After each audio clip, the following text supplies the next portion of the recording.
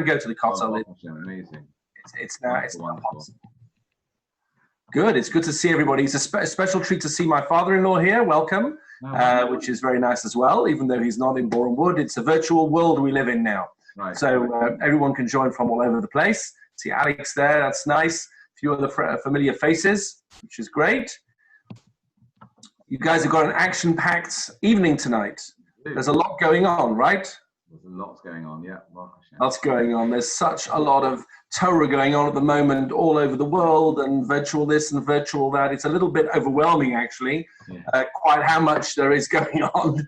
But as long as you're doing one thing at a time, I think we'll be okay. Okay, so it is 7:30. Yes, Rabbi, please. Just give me 1 second. Just give me 1 second. I'm just setting it up to make sure it's recording and it's live streaming. So just give me 1 second.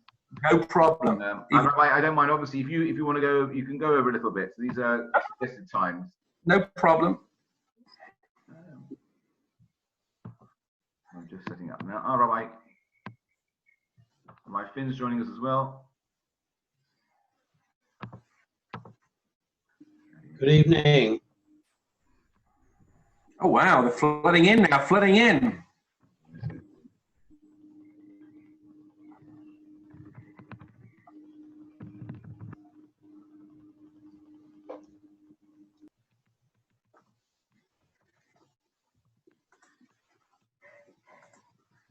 Okay, Rabbi, you tell me when we're good to go. Give me the green light. Sure. Not sure what's happening on my feed. Just checking that's working. Oh, very good. Little message is now live streaming on Facebook. It is. Okay, but that's there's a little bit of a delay though, so I just have to make sure we are. No problem.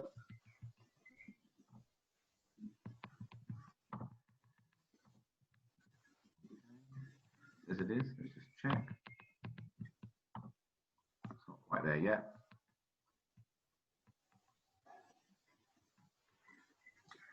Now, see the Jacksons. Hello to the Jacksons. You've got your daughter's name on your phone, which is excellent, very loyal. I think it's because she thinks this is hers. I won't tell her if you don't.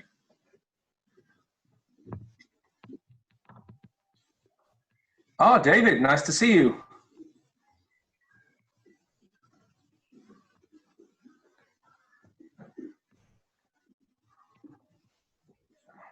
How are we doing, Rabbi?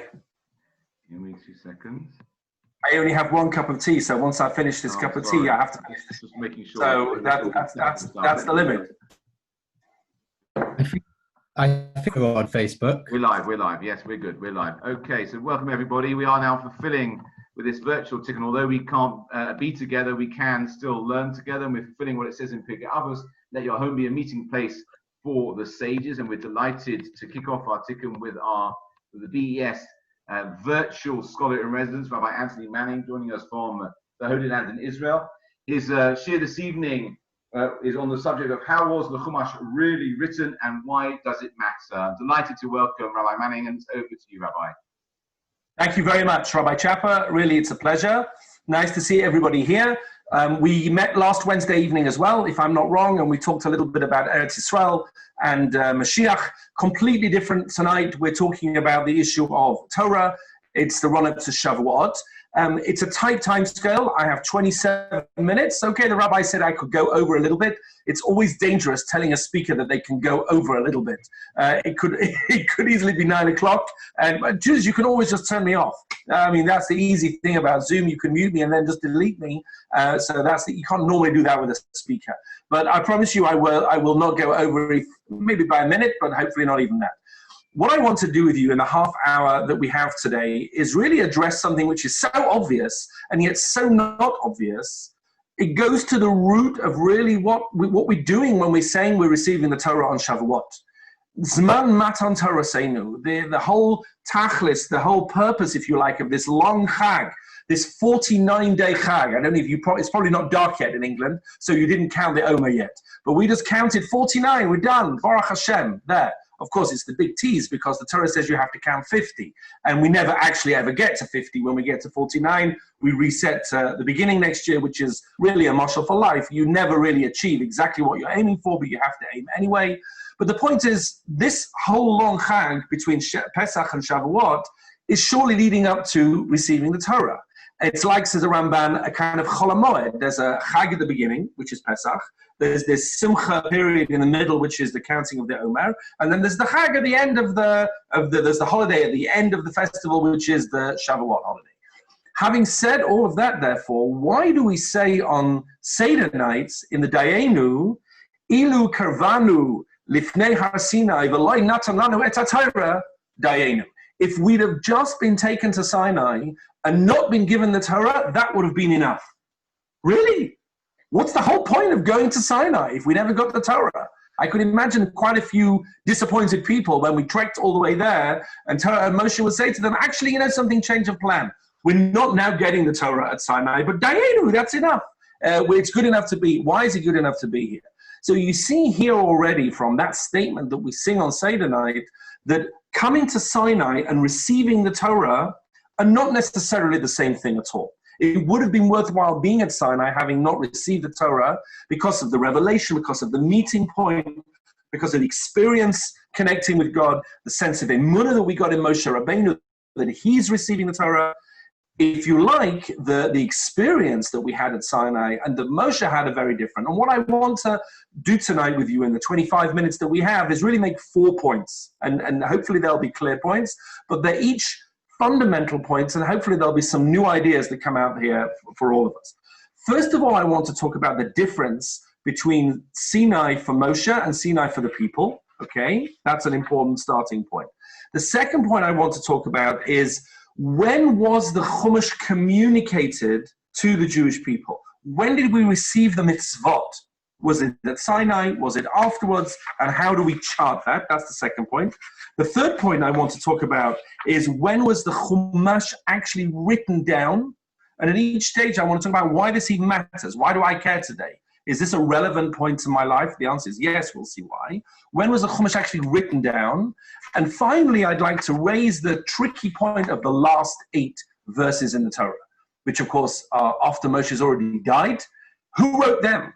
And why is that important for us? So all of these 4 points I want to raise. Some of you may have heard material on them before, but I hope that when you leave in 26 minutes, 4 minutes, whatever, you'll have picked up some new ideas. So let's start with the first point. I brought you a small source sheet here, which will hopefully fit the time that we have. If you're interested in a longer source sheet, this morning I gave a much longer share on this topic in the OU Center, Israel Center in Yerushalayim, and I've given you a link.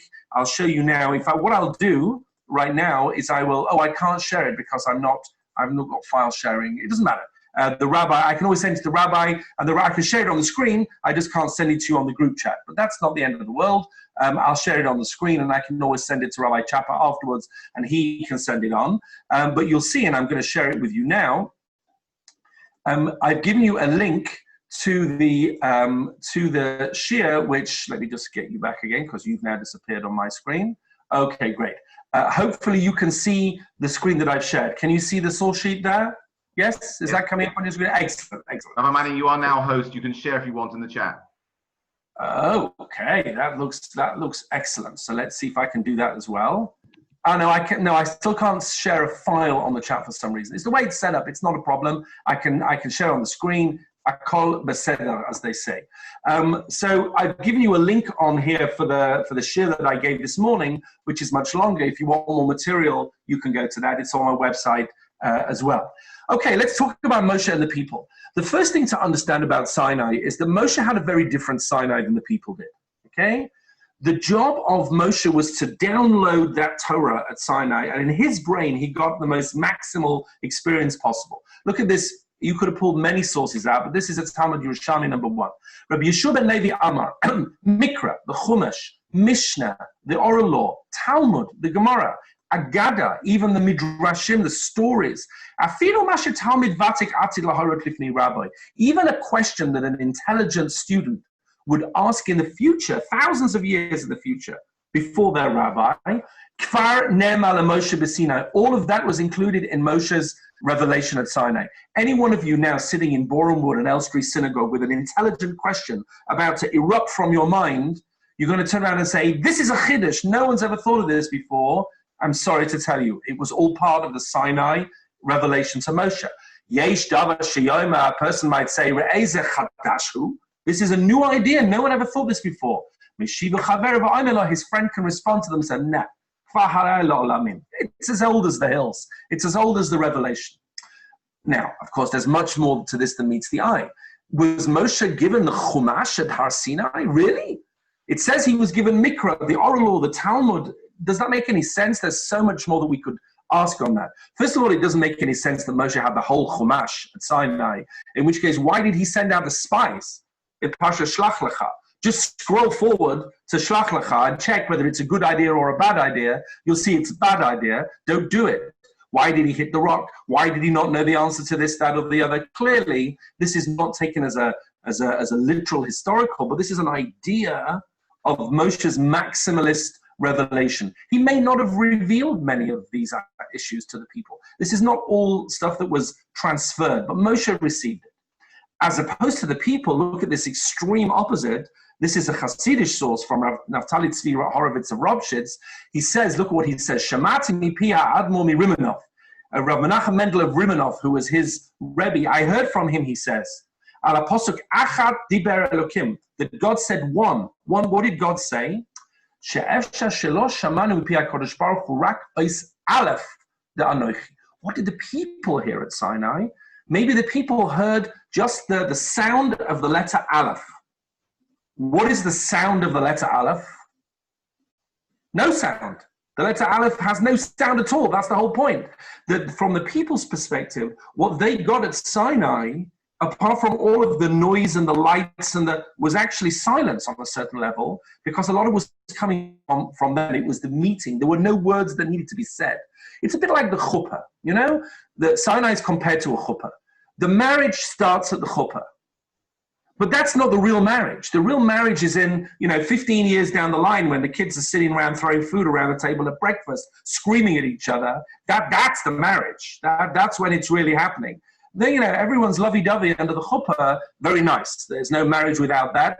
But there really no words need to be said in a sense because that moment speaks for itself. But you can see here the first point that there's a very different type of Sinai for the people and a very different type of Sinai for Moshe. Even if you're not going down this Hasidic route, the Rambam says they only heard the first two, they maybe didn't even understand those, etc. So there's a lot to talk about the different types of Sinai experience. The real essence of Sinai was the meeting rather than the learning. They didn't learn that much. The second point I want to make is this very nice little graph that I asked my daughter. You can see this on the screen? Yeah, this little ECG. I asked my daughter to do this about 20 years ago when she was a kid. Actually, not 20 years ago, about 12 years ago. She was 8 or 9. And I said to her, yeah, Ellie, I'm giving a shiur. Why don't you plot on a computer, go on the computer and plot the number of mitzvahs per parsha, and let's see what it looks like. And this really fleshes out a Gemara number 3. Rabbi Yishmael Omer. Rabbi Yishmael's view is, Klalas Nemru b'Sinai. Sinai, what was communicated was the general idea, the general principles. Who practiced by Ohel Moed, but the details came later in the Ohel Moed, in the tent, in the tabernacle, meaning the Torah was given really in detail much later on. Sinai was just the headlines.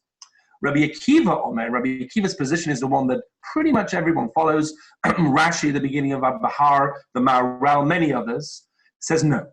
Klalos upratis nemru b'Sinai. There was a detailed revelation at Sinai, but the Nishnu, it was repeated by Ohel Moed in the Mishkan, in the tent of meeting. It was said over again. The Nishtalshu, and then for a third time, Ba'arvas Moav, when before they went into the land of Israel on the plains of Moab. What does that mean? Rabbi Akiva is saying to us that the Torah comes in 3 waves. And you can see this so clearly on the graph here, that obviously in Bereshis there's very few mitzvahs because that's mostly narrative. You hit Shemot, Parshas Yisro, the 10 Commandments, Mishpatim, the Mishkan, there's a peak. there's a sudden wave of mitzvahs that come out to the Jewish people, or at least to Moshe at that point, and then things kind of die down again. And then in Vayikra, there's another higher peak. There are more mitzvahs in the whole book of Vayikra, of Shmini, of Achremos, Kedoshim, etc., and more. And then it dies down again. Bamidbar is not such a mitzvah-oriented system. And then at the end, there's another big third wave. I know in today's language, just the second wave and the third wave are not exactly what people want to hear about. But in terms of mitzvahs, it's a different kind of thing. You see here through this. Why does the Torah look like this? This is Rabbi Akiva. Why? And the answer is obvious if you think about it for a second. And this is the first important point that I want to make to you in terms of why this is important to us today. So the Ramban on the Chumash talks about this, and we haven't time to go through the whole thing, but he says, listen, when they received the Torah at Sinai, that covenant, that brit, was almost immediately broken. When the Jewish people worship the golden calf, Moshe comes down and he breaks the tablets. That's the end. That's the end of the covenant. Moshe has to beg for God to forgive them to start over again. So God eventually says, okay, Parshas Kisisa, we'll start over again. We'll make a second covenant, what the Ramban says, the Brit Chadasha, a new covenant, but it's not going to be the same. It's going to have the first mitzvahs that we had before, but it needs new mitzvahs. It needs new things. You're in a new reality now. You're post-golden calf. And therefore, the Sepharno makes the point. Again, it's not on the sheet, but the Sepharno makes the point that if you look carefully, you'll find mitzvahs that come in the second wave that were never mentioned in the first wave. For example, there's no such thing as a kosher and non-kosher animal in the first wave, in Shemot. There's milk and meat, but there's no tray for animals. When you hit Vayikra, all of a sudden, oh, now there are tray for animals. This one you can eat, this one you can't eat. That never we never saw that before. There's no such thing as Nida, of the laws of family purity, in the first wave. They come in Vayikra. And many of the other prohibited relationships also come in Vayikra. The Sforno makes the point that the Jewish people didn't need them before. They came afterwards. They came in the second wave because of their new reality. And then he makes the very controversial point, Sforno is 500 years ago in Italy, that when Mashiach comes, we'll go back to that first situation where we don't need some of these other mitzvot. We'll be able to go back to the original plan, plan A. Now that's a controversial statement, you should know, because if a Messiah comes along and says, I'm the Messiah, you don't have to keep mitzvahs anymore, or at least these mitzvahs, do we believe him or do we not believe him? Does that get us excited or does that disqualify them? And anyone who knows Jewish history, from Christianity to Shabtai Tzvi, will know that many messiahs have come along and said, we can cancel this mitzvah or that mitzvah. The Rambam is extremely against this idea. The Rambam Maimonides says one of the 13 principles of faith is that the Torah will never change. You will not jettison mitzvahs. Even when Mashiach comes, even when the dead come back to life, we will still have mitzvahs. So you see here a very underlying fundamental disagreement. Will there be a rolling back to plan A? Because that was the original plan, not the Vayikra plan. So of course at the end of Vayikra there's a tochacha, there's a warning, don't do it again. And of course the people do mess up again in the sin of the spies. And then there needs to be a plan C, which is Dvarim, which is a new Torah, which is given to them as they're about to enter into the land of Israel. So what's fascinating here is the idea that the Torah actually wasn't just given in one lump, but it was given in a gradual process. There was an evolution. There was an evolution of that Torah through the 40 years in the desert, to the point that some commentaries, like I've said, say that later mitzvahs were given only then because they didn't need them earlier. And that has an impact on whether we will at one point in the future go back to that. Okay, and again, I mentioned before Shabtai Tzvi, if you're interested in Jewish history, just Google Shabtai Tzvi and look at the disastrous debacle that the mid-1600s brought to the Jewish people, and where a false Messiah came along and said, I'm the Messiah, you don't need to do these mitzvahs and those mitzvahs. It was a disaster, and it took us about 300 years to recover from it, even if we have recovered from it. So that's another point. So you see the Torah there in maybe a way that you hadn't appreciated it before. Next. Point number 3, when was the Chumash actually written down? Because nothing that we've said so far relates to the writing of the Chumash. We're just talking about giving mitzvahs. 3 waves of giving the mitzvahs to the people. When did Moshe write anything down?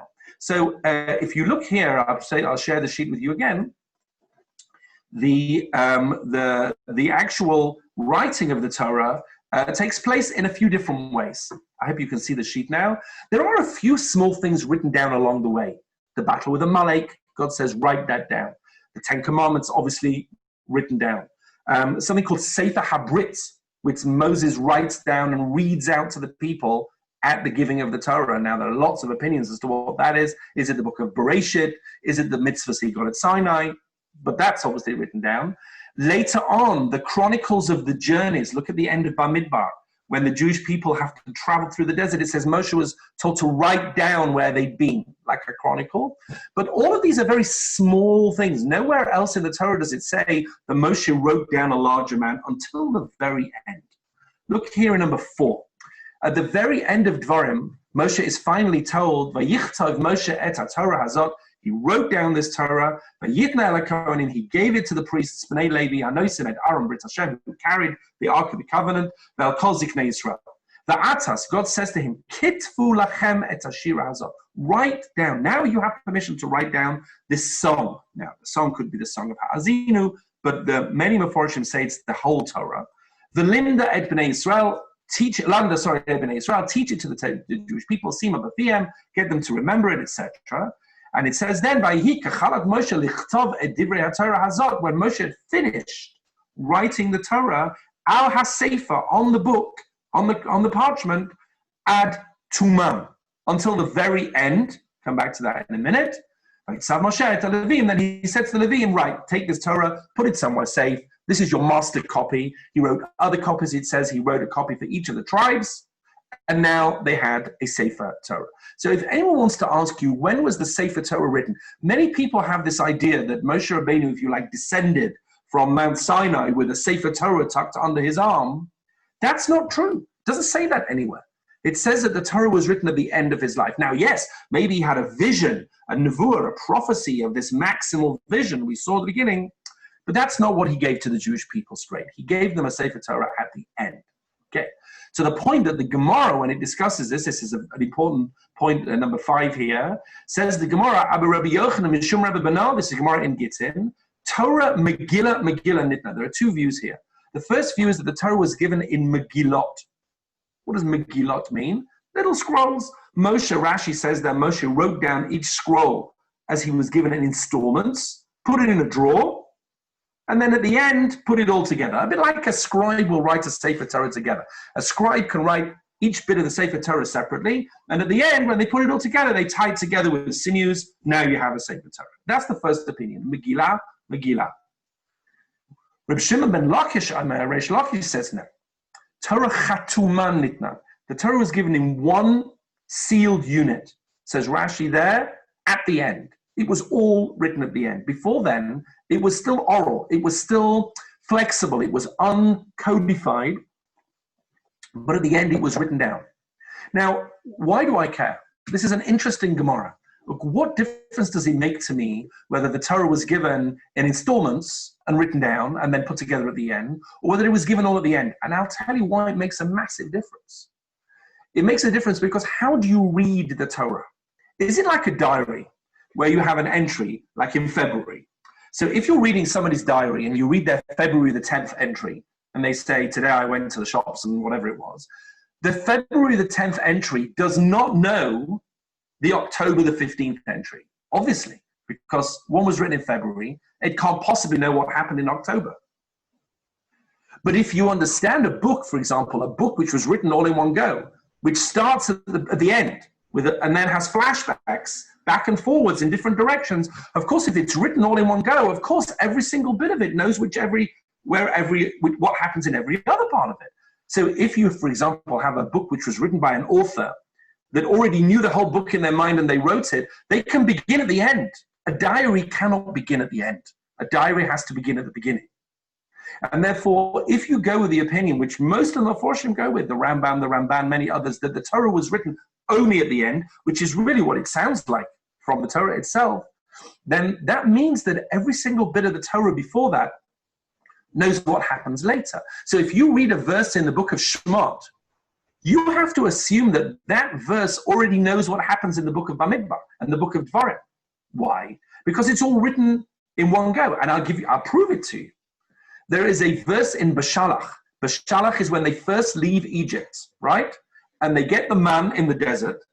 The man starts coming down, and there's a verse there in the Torah that says, and the Jewish people ate the man for 40 years until they got to Eretz Yisrael.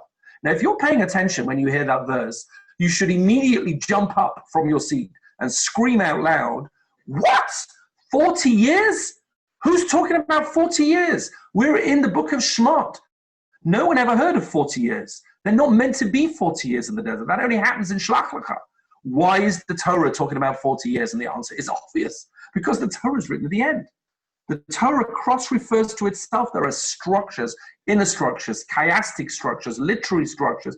This is important because we need to read the Torah in a very sophisticated way. So that's if you like, the third point I want to make. That the Torah, when it was written at the end in a way which is one book. And that's why, by the way, Rashi is very keen, and not just Rashi, on the principle, Ein Mukdum Amucha B'Torah. The Torah is not a chronologically, it's not a slave to the chronology that goes with it. The Torah is not written as a diary. The Torah is written thematically. That's why things can happen earlier and be written later. Sometimes that's explicit. In the book of Bamidbar right now, it starts in Iyar of the second month, and then it goes back to Nisan. But often the way that the Torah is put together is not chronological, because why should it be? It's not a diary, and that's the point that we're reading here. It's a book which is put together at the end. Fine, good. Last point. The last 8 verses in the Torah. What is going on with these last 8 verses? So, in 5 or 6 minutes, we haven't got that much time to look at it, but let me just maybe give you the chapter headings so you can go away and think about this more if you haven't already, which I'm sure many of you have. Moshe Rabbeinu has died. He's gone. And it says, and Moshe Rabbeinu died, and God buried him in the... So who wrote that? So the Gemara asks this question in Menachot, and it gives 2 opinions. And the first opinion is, well, obviously someone else wrote that. I mean, you can't write something if you're dead already. So Yahshua wrote that. So that's Rabbi Yehuda's opinion in the Gemara there. To which Rabbi Shimon turns around and says, Chas v'shalom, God forbid, God forbid. There cannot possibly be a verse in the Torah that is not written by Moshe Rabbeinu. Moshe has to write everything. You can't have some later person adding verses to the Torah, not even Joshua. And therefore Moshe wrote them through prophecy, and he wrote them, being told he was going to die, and he was crying. He wrote them in tears, it says, which the obvious understanding is he wrote them when he was crying, but the Ritva says he wrote them using tears instead of ink, which is very interesting as to what that might mean even. But you see there are 2 opinions in the Gemara. Could someone afterwards write them? And by the way, not just a little bit afterwards. It says, for example, at the very end of the Torah, nobody knows Moshe Rabbeinu's burial place ad hayom hazeh. Ad hayom hazeh. Now, to this very day, that doesn't sound like it's been written a day or 2 later. That sounds like, and if you look in the Ibn Ezra goes with the opinion of Rabbi Yehuda, that this is indeed written by Joshua, and is written many, many decades later at the end of Joshua's life. Now, the mainstream opinion, I'd say, and this is an important point that I want to leave you with, the Rambam certainly has a principle of faith that every single verse in the Torah has to be written by Moshe Rabbeinu. Nothing can come afterwards. Okay, at the end of the 40 years, but written by Moshe Rabbeinu. The Ibn Ezra clearly disagrees with this, and he teases us a little bit. And there's a lot of material. I want to maybe introduce you to a book. This is an interesting, I don't know how you can see this. 1 second. What's the best way of, there we are. You see that? Okay, good. This is a book written by Rav Amnon Bazak. It's a translation of a Hebrew book called Ad Hayom Hazeh. It just came out by Magid, by Koren. It's called To This Very Day. And in this book, he deals with very tricky questions thrown at Judaism by biblical criticism. Now is not the time to get into biblical criticism and academic study of Chumash, but I'm sure it comes as no surprise that if you study Jewish studies in LSE or somewhere like that, they're not going to tell you that Moshe wrote the Chumash and brought it down from Har Sinai or whatever. They're going to give you some whole academic theory as how the Chumash was put together. And I'm not getting into that now, and much of what is said in that academic forum is clearly not compatible with Judaism at all. However, the questions they ask are very interesting questions. And now there are many, many Orthodox authors, including Rav Bazak Professor Josh Berman, many, many others. And if you want the longer source sheet, you can get that on my website, that deal head to head with this idea. Is it possible that any psukim could be added to the Torah after Moshe Rabbeinu? Maybe not just by Yoshua, maybe by someone else through Nevuah, or is that heresy to say such a thing? And Rav Bazak goes through in great detail that whole issue, even though clearly the mainstream view has always been that Moshe Rabbeinu wrote every verse in the Torah. You see already a crack with your Joshua, maybe he wrote a little bit at the end, the last 8 verses. Is that possible to expand that at all to include anybody else, or is that completely heretical? That's an interesting conversation, but that's not a conversation we can have in 2 minutes. But it comes up here in these last 8 verses in the Torah, and this little tease of the Ibn Ezra when he talks about the secret of the 12, and if you're clever, you'll stay shtum, he says, because your people will throw things at you because it's very complicated, but you don't need to worry about people throwing things at you anymore, because now we have some great Sfarim and other things to deal with that. So just to summarize, it's 7:59 in London. What have we discussed this evening? We've discussed 4 things really. First of all, that Sinai looks quite different, whether you're Moshe Rabbeinu having a maximalist vision of the Torah, or you're the people having a quite different communication, but nevertheless a very special meeting. Okay, it's not about learning, it's about meeting. That's why it says in Dayenu, if we'd gone to Sinai and not received the Torah, Dayenu, because it's not about receiving the details, it's about the meeting with God. The second thing we talked about is that the Torah was communicated in 3 waves, okay? The first wave in Shemot, then in Vayikra, then in Devarim, and it's important how that evolved. That might be important for the future as well, maybe not. The third thing we looked about is, when was the Chumash written down? Was it in installments? Was it at the end?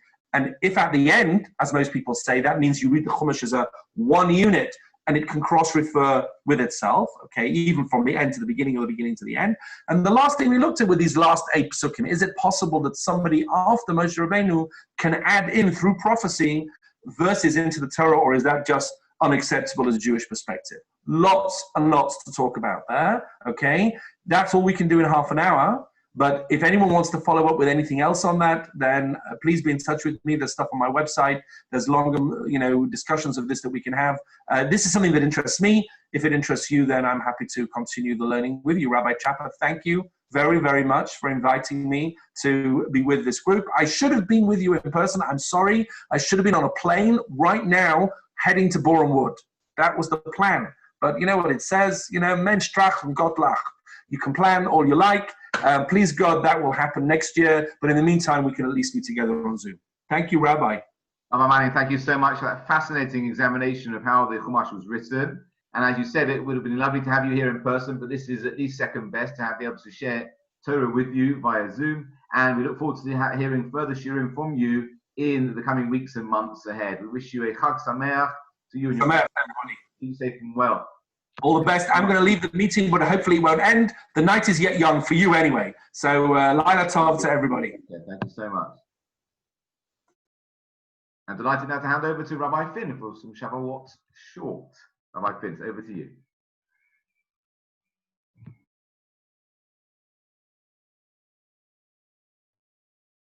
You're muted, Rabbi Finn. Can't hear you. Thank you. I was saying, thank you, Ilana. I was saying if anybody wants to use this as an opportunity to go grab a drink or a coffee or Red Bull or a bit of cheesecake, or has a chef in their kitchen making pasta or whatever we normally have on Tikkun Leil, feel free to do that. Somebody's got her Coca-Cola. Well done, Tanya. Coke Zero. Okay. So I'm just going to share with you. I call it Shavuot Shorts, which is based. Oh, Elana's got cheesecake. Anybody else want to show food before I start? No. Okay, brilliant. So I called it Shavuot Shorts because it really is a catch-all title, which allows me to share with you a few short ideas if you want to dip in and out as we head towards Shavuot. I want to start with an idea I came across a number of years ago when I was in yeshiva. It was from Rabbi Victor Nebensal, who is the chief rabbi of the Old City of Jerusalem, was a rabbi in yeshiva I was studying in the Tivare. And in his book on Shavuot, he asks a brilliant question. And it's a question which there's lots of answers that can be given, but I really love one of the answers that he gives. The question goes as follows. If you think about it, what are we celebrating on Shavuot? We're celebrating Matan Torah.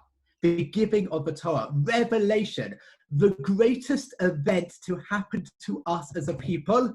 Maybe Exodus could be that, but certainly Exodus and Revelation are up there. How do we celebrate Pesach? 7 days or 8 days of the diaspora, 2-night Seder, we make a huge fuss, a huge deal, huge celebrations. It's very clear to the outside world that it is Pesach. How do we do Shavuot? Celebrating revelation, celebrating when God spoke to humanity. What do we do? Well, if it was a normal year, we would be sneaking out in the middle of the night at 10 to midnight to shul, to study this sacred word, to make sure that we daven and then sneak back home before anybody in the outside world has noticed. What else do we do? Well, most people like to eat meat. There are some people who choose to be vegetarian, and that is your choice. But for most people, they see meat as the prime food. And yet, how do we celebrate Revelation? How do we celebrate Shavuot? Cheesecake, ice cream, milk, dairy, a second class, I'm making sure you can all see my fingers, in inverted commas, a second class food. So we hide the fact that we're learning the Torah. Which, by the way, means that you are tired throughout the rest of the day. And if you're in Israel and only doing 1 day Shavuot, you effectively miss Shavuot.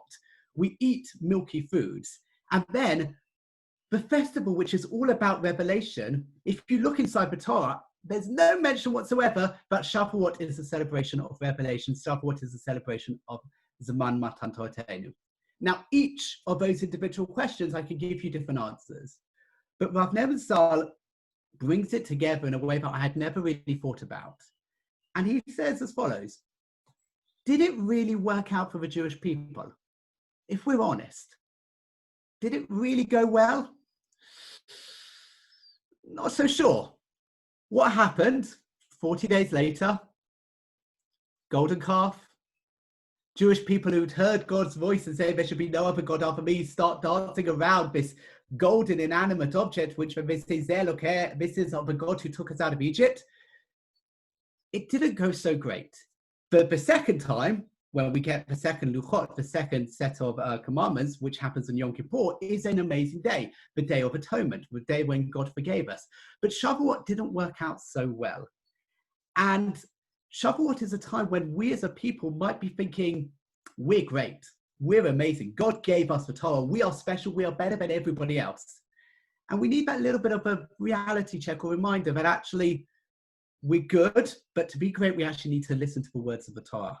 And so we have this mediation of the way that we celebrate it to bring our levels of potential gaiva, haughtiness, down a peg or two, so that we take on the seriousness of what actually came with revelation, which was a set of responsibilities.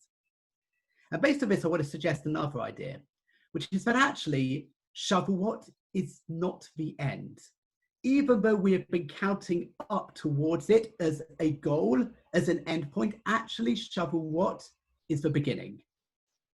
If we just get revelation, we just have listening to the Torah, we don't do anything about it, again, have we really fulfilled what we're supposed to be doing? Or is Shavuot Atzeret, a day of gathering, maybe gathering our stores, learning some Torah so that we're able to use that and go forward? Shavuot is the start of a process, not the end of a process. If it was the end, then yes, we should have this massive public celebration, celebrating that we've finished something. But actually it's the start. And you start with small steps. You start small and you work up bigger and bigger and bigger. And so again, to try and reinforce this idea that Shavuot is just the beginning and not the end, we have this mediated celebration. Got time for another couple of ideas. Because the great question, which I asked just then, is why milk? What has milk got to do with Shavuot? So if you want to take that holistic opinion, and now as I'm saying this through, I probably should have switched the order around in which I was doing this, but a bad bit of pedagogy for you. But why milk? Now there are definitely 28, because I heard a sheer title, 28 reasons why we eat milk on Shavuot, but there's probably probably 50 different answers as to why is it that we have dairy on Shavuot. And this custom is really, really quite old. It's really quite ancient. And the most famous answer probably is that of the Chafetz Chaim, which says that on Shavuot, we were given the laws of how to deal with kosher meat, how to salt it, shechita, and all of that. And it was quite complicated. So practically the only food that we could eat was milk. Another flip approach, which is also quite a popular one, is that up until Matan Torah, up until Revelation, we didn't realize we could eat milk. We thought that milk was like a limb from a living animal, and it was only when the Torah is being described as Eretz Zavat Chalav Udavash, Israel is being described as the land flowing with milk and honey, that we suddenly realized we can have milk. But I want to share with you 3 ideas which I only discovered this year, hence why I'm sharing them with you. The first idea is that Shavuot and eating milk on Shavuot is a way to show that we believe not just in the written Torah, but in the oral Torah. The idea goes as follows. There's a bit of a debate as to when should you start counting the Omer. The pasuk says, "Mimachorat haShabbat tispuch 50 yom." You shall count 50 days from the day after Shabbat. In the Talmud, it explains that Shabbat doesn't mean Saturday night. It means the day after first day Chag.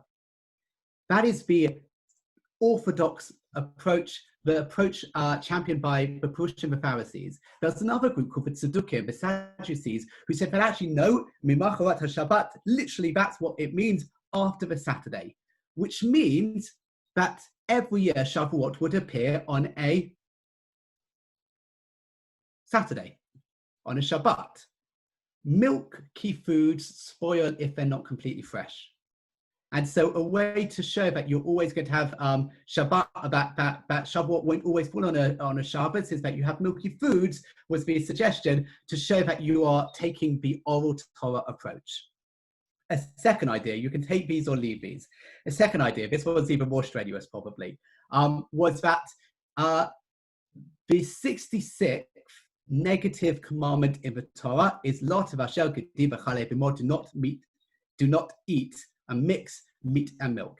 Now, how many days are there in the year from day 1 of the year, which is the 1st of Nisan, to Shavuot? You're going to guess it. All shout out at once. 66, well done. The 66th day of the year is Shavuot, where we have the 66th negative commandment is Lot of Asher Gedi B'Chalei B'Mod, do not mix meat and milk together. And how can we demonstrate that we are keeping this mitzvah? Well, by eating both of them. But eating both of them in a way that we are not breaking halakha. There is actually an idea that you shouldn't just eat milky dairy foods on Shavuot, you should also eat meaty foods. And so the ideal is to have a milky kiddush, cheesecake, then another slice of cheesecake, maybe a third slice of cheesecake. And once you're moderately satiated, wash your mouth out with some alcohol, go wash your hands, have hamotzi, and have a meaty meal. Have both meat and milk on the same day, but have it in a way which is kasher, which is kosher, which shows and demonstrates to the world that we keep the laws of meat and milk because we don't mix them together. And so a way to demonstrate that we're not mixing meat and milk together is by having them on the same day and making a big deal of the meat and the milk on the same day, but by not mixing them. And the final idea, and I'm still, to be honest, processing this in my head, is back to this idea that Shavuot can be a little bit of a subversion. It's about bringing our egos down a step or two, because Shavuot is a day that we might feel superior, better than everybody else. We've got the Torah. God spoke to us. So we're reminded on some level that actually God spoke to us and then we completely ignored God. But within that mindset could be that we are better and the rest of the world, they're not as good as us. And that's quite a dangerous mindset. And so the idea that I heard is that we eat both meat and milk, 2 types of foods, the main 2 types of foods, to show that actually both are important, both have a role to play. Jews are important, Jews have a role to play, the rest of the world is important, the rest of the world has a role to play. One is not intrinsically better than the other. And so actually this idea that meat, and I realize there's going to be a bunch of people who are going to have a go at me for this bit, that meat is better than milk, actually doesn't ring true. They're both important, but so too every member of humanity is important. Jews are not intrinsically better just because we were given the Torah. We are only as good as the way we act, the way we behave. And what is the proof of this? Well, there's two. First of all, there's the debate in the Gemara, which is what is the most important principle in the entire Torah. And the debate seems to come down to one of two approaches. Either love your neighbor as yourself, or even better, the comment of Ben Azai, this is the chapter of mankind who was created in the image of God from Adam and Chava, and lists out how Adam and Chava, etc., etc., etc. But all of humanity is descended from God. All of humanity has sparks of the divine. All of humanity is important. But also, what's the story that we read on Shavuot? What's the Haftarah, effectively the secondary commentary? It's the story of Ruth. And yes, Ruth is a convert, but Ruth, before she converts even, is acting in a way which we should follow, showing kindness, showing charity, showing hospitality, being a good, decent person, which reminds us that actually it's how we act, not necessarily who we were born to, which is important, and gives us a responsibility to use the gift of the Torah to improve our lives and to make us better people, but not to make us feel that we are superior, because at the end of the day, we are only as good as what we do, not who we are. So a few ideas for you to think over on Shavuot. And I can see Rebbetzin Kaplan is waiting there patiently. So I presume, Rabbi Chapper, over to you to introduce Rebbetzin Kaplan. Thank you, Rabbi Finn. Thank you for the beautiful insights into Shavuot. Something really food for thought for us, as ever, from you. And we're delighted to share those with us. And also, for those who received their Shavuot packs, there's more of Rabbi Finn's Torah to learn over Shavuot itself at home. So thank you very much, Rabbi Finn, for all the contributions you've made to that and ongoing as well. So thank you. Wish you a Chag Sameach as well. Hope you stay with us. Obviously, we'll see you later in the evening, hopefully. Okay, yes, I'm going to hand over to Rabbi Finn. I thought you pinned yourself, actually. You weren't speaking of you that time. Oh. No, I can see and hear you lovely anyway. So if you can hand over to Rebbetzin Kaplan. Let's find Rebbetzin. The fantastic thing about this is it's unusual this for a Jewish event. We are running on time. And I think that's because there's no actual food being laid on. So we're actually focusing on the Torah itself. So I've pinned the Rebbetzin. Is that right? Can everyone see Rebbetzin Kaplan? Can we hear you, Rebbetzin? Hi, can you hear me? Oh, excellent, yes. Again, joining us, Mary Delighted, one of our former scholars in residence, should have also been back with us physically, but unfortunately couldn't be for the obvious reasons. But we're delighted to have you here virtually sharing your Torah with us for this Tikkun Leil. And the Rebetzin's subject this evening is "With a little help from my friends." Hold on, I'm gone all funny. Hold on. Yeah, okay. I need how do I do the big screen? I'm really bad at all the technical stuff. Top right hand corner. Yeah. Top right hand corner, you'll see there's like a box of squares. Yes. If you then press speaker view. Where is it? Gone. Hold on, wait a second. Oh my goodness. Hold on 1 second. I'm sorry. I've been doing this you can't imagine how many times I've done this. Dov, sorry. Hold on. Okay, no, I'm not. I can't do it anyway. I actually need to do it because, yes, I got it. Okay, speaker view, perfect. Do you want to share anything on screen with us? Yes, I do. Okay, so I'll have to make you a co-host as well, so I'll do that now. Thank you. I have to work out how to do that as well. Okay, I'll work out as you speak. Thank you. Hello, everybody in Bournemouth. As the rabbi said, and first of all, the Rabbanim who are with us.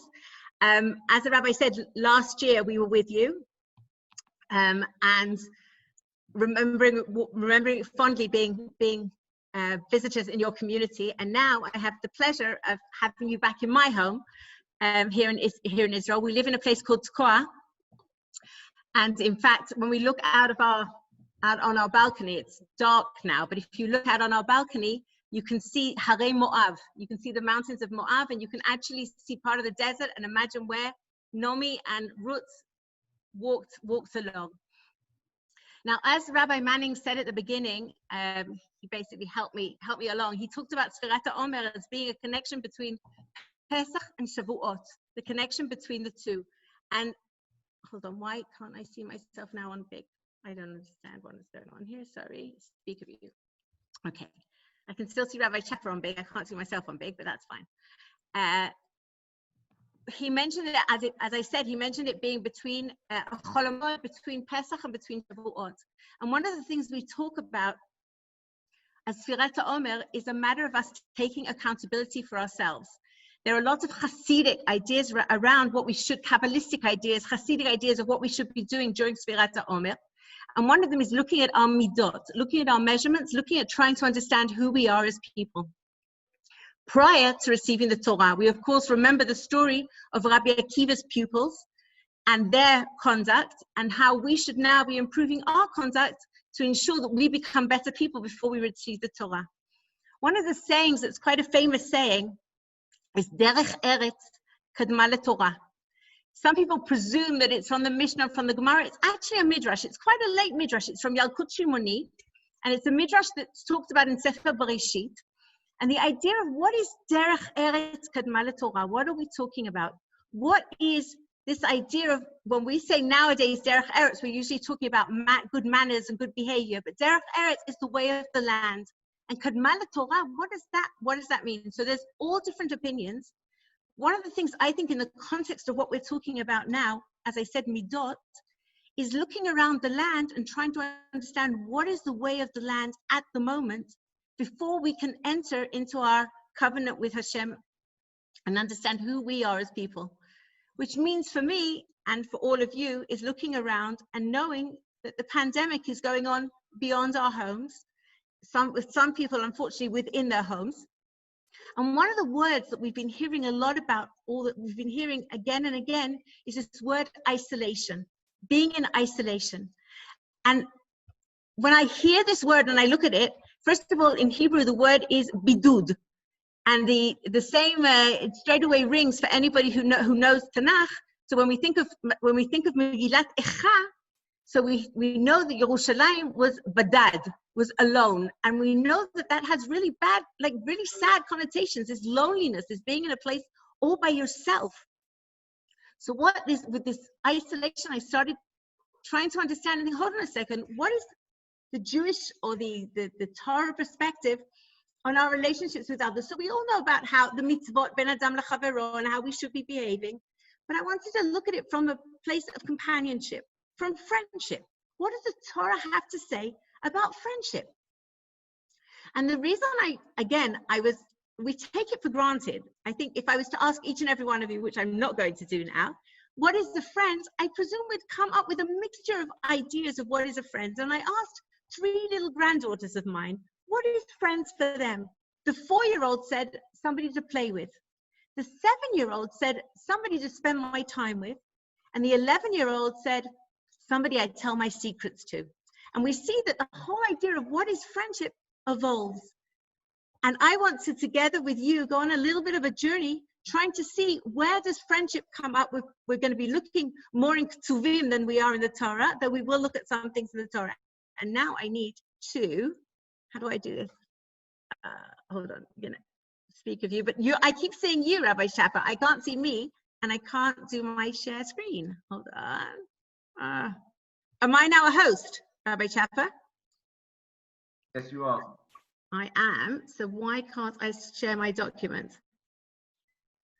Hold on. I'm going to have to call my Ezer Keneged. Dov, can you just help me 1 second? I've got really not doing very well with the technical side. No problem. I can't share my documents. Can you come and help me 1 second, please?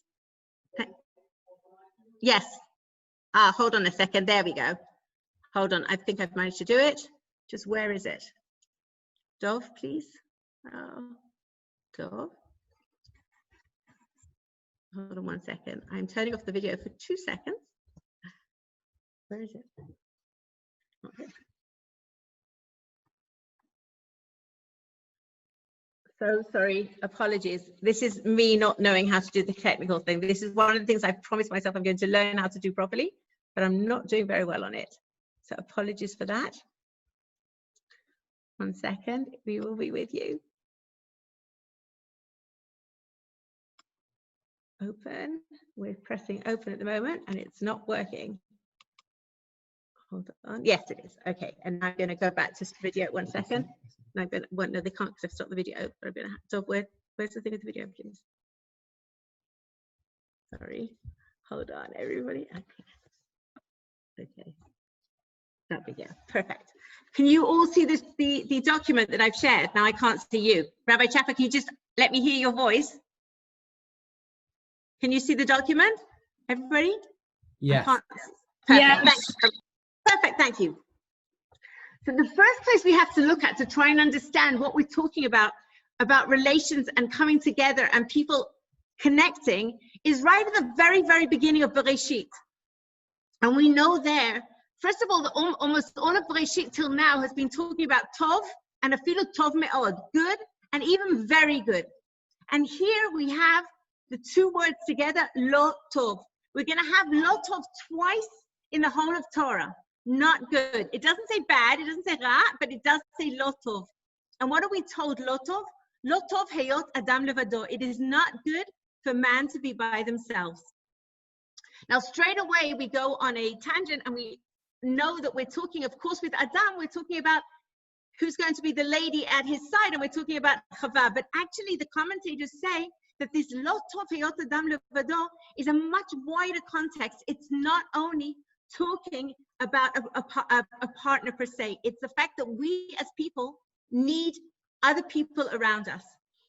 Now, what's interesting is the continuation, Aselo Ezer Kenegdo, which is a little bit of helping us understand what are the people, who are the people we need around us. Ezer Kenegdo, so here it says, I shall make him a helpmate opposite him.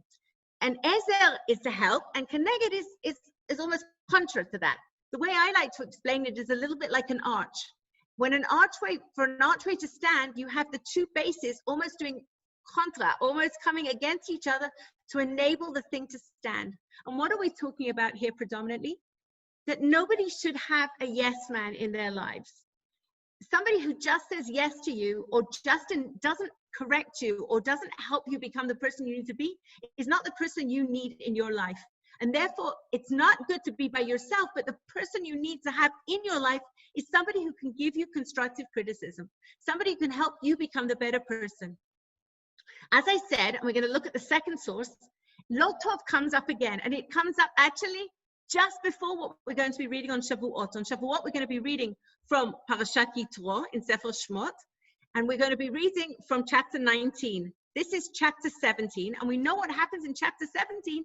Yitro, who is Moshe's father-in-law, comes along and looks at how he's doing on his judicial system, and he says to him, you know what, this isn't working. And what's interesting is what we usually hear, the Lo Tov is to do with the whole thing of delegation. But I saw a really beautiful idea from Dat Mikra, and he said the Lo Tov is that you, Moshe, are actually by yourself. You're sitting alone, and that is not good. If you're not listening to other voices and enabling other voices to come in, this is not going to be good for you, and it's not going to be good for the people. So we don't yet have an idea of what is friendship or what is companionship. What we do know is what it's not. It's not being on ourselves. It's not being by ourselves. What it does mean is we need somebody who's going to give us constructive criticism. And it means that when we're taking a heavy load on our shoulders, we've got to be very careful, because even then, even though there might be loads of people around us, and we all know this well, we could be very, very, very lonely. Loneliness doesn't necessarily mean being in the confines of your home by yourself. And now, thank God to all the electronic and technical stuff that's happening, people really have other people coming into their houses. But sometimes you can be in a space with lots of people and feel very, very, very alone. So the person I want to go to help us understand what we're talking about and what is this idea of friendship and how do we understand it is Shlomo Melech, King Solomon. Now, King Solomon, I want to remind you that in Kings, in the first book of Kings, Hashem comes to him one evening and offers him in a dream anything that he wants. Imagine. Hashem comes to you and says, anything you want is yours. And his answer is really interesting. His answer is, Lev shomea lishpot et amcha velavin ben tov l'ra. I want a heart that I can understand and that I can judge your people and I can differentiate between good and bad. And straight after this request, Hashem says, wow, because you requested that, you're also going to get honor and money and all the other things as well. But he requested to have a heart that he could judge people and understand between good and bad. And therefore, when we look into his books, and we're going to be looking at Kohelet, and we're going to be looking at Mishlei, we're going to be looking at Kohelet is Ecclesiastes and Mishlei is Proverbs. We're going to look at those two books, and we're going to get an idea of what actually is this friendship that we're talking about. What is Judaism? What is the definition of where we should be trying to go to define our relationships with other people, with the other, having somebody in our lives? So I want to start with Kohelet. Tovim hashnayim min ha'echad. I'm going to go to the English. Two are better than one, since they have good reward for their toil. For if they fall, one will lift up his friend. But woe to the one who falls and has no second one to lift him up.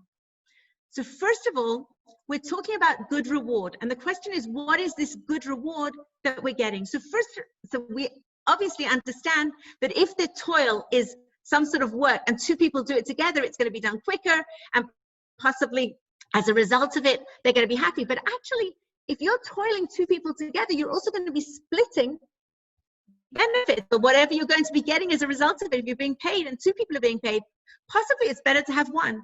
So the toiling here that we're talking about, and we're going to see it a little bit later on, is actually to do with the toiling of the brain. Not so much the physical labor that we're supposed to be doing, but that we need a counterpart to be able to have conversations, to be able to learn Torah, to be able to understand our values.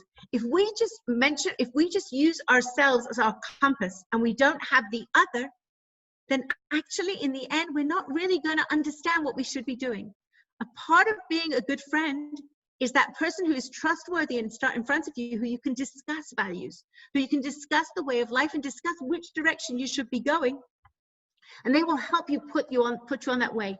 So what are we saying? What is the good reward? We have good reward. In other words, the benefits of this friendship are so great that it's really worth it. Now, what is this friend picking us up and putting us down? There's a beautiful idea that we have to differentiate between empathy and sympathy. Empathy is, for instance, if somebody falls into a hole and his friend walks by and jumps in to be with him and says, you know what, I've been in this hole before and I know how to get out. I'm going to get you out of this hole. Sympathy is somebody looking from above and saying, oh my goodness, it must be so difficult there in the hole. Oh, it must be so dark for you. So what is going on here, this idea of lifting up, is not to do with sympathy, but to do with empathy. This idea of knowing that we have somebody, and we're going to be looking a little bit further on. How many friends do you really need? What is the concept of friends today? And as I said, when we think of isolation, is somebody in isolation necessarily not going to have that? Or are they going to have actually the opportunity of seeing their friendship in a much clearer way than they have been able till now? So that is Kohelet. And then I want to go to Mishlei, and I'm going to bring you quite a few verses from Mishlei. And to putting the verses together from Mishlei, I used a book by Rav Shimshon Raphael Hirsch. Rav Shimshon Raphael Hirsch has a wonderful book on Mishlei that he doesn't go verse by verse. What he does is he takes concepts and he looks and he tries to understand how Shlomo HaMelech, how King Solomon has looked at these concepts and what he has to say about them. So he will put together verses to do with laziness, to do with anger, to do with family.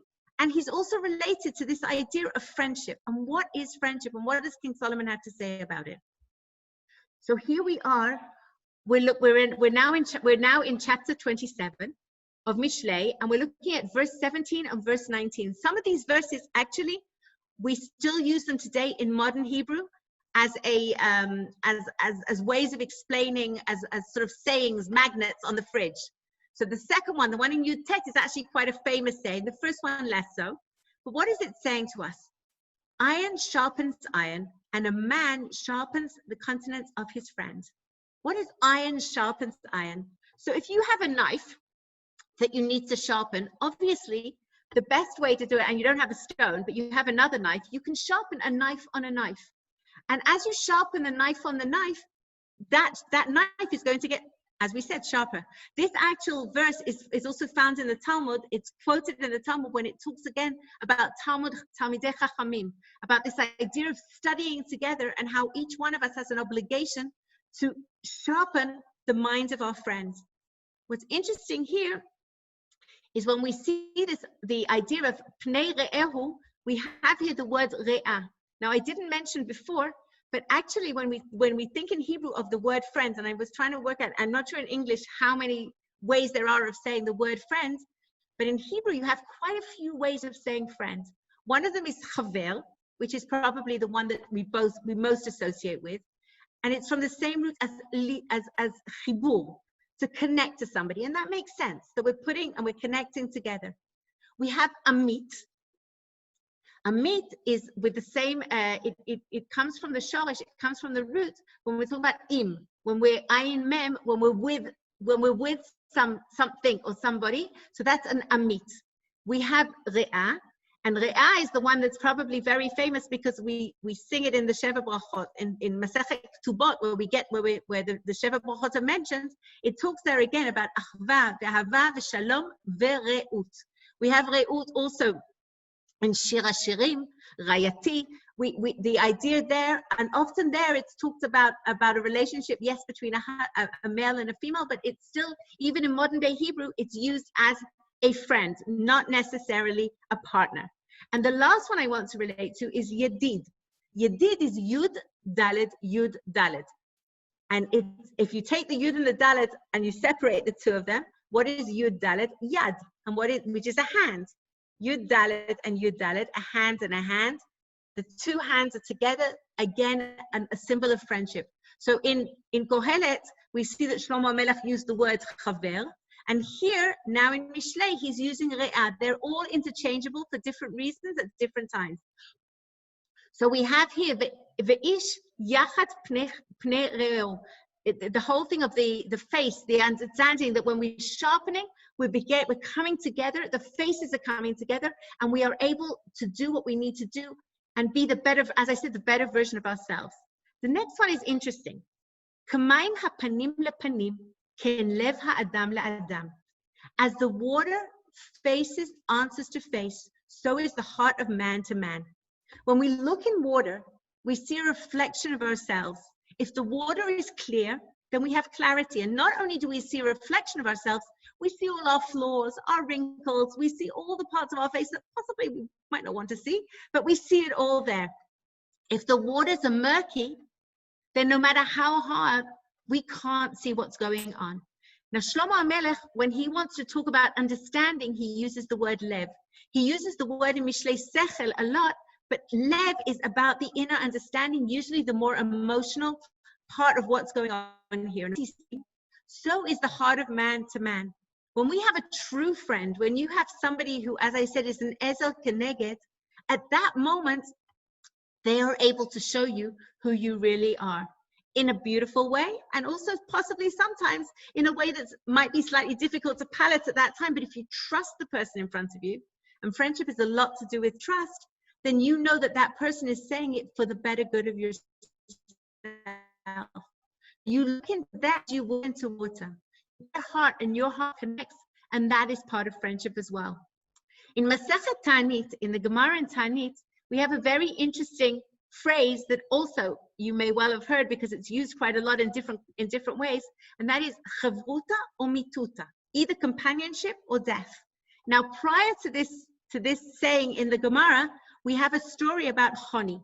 I don't know how many of you remember who Choni is, but Choni, when there was a drought in Israel, Choni was the person they went to and asked him to daven to Hashem. He had a very and said, "I want water the way I want the water. I want it."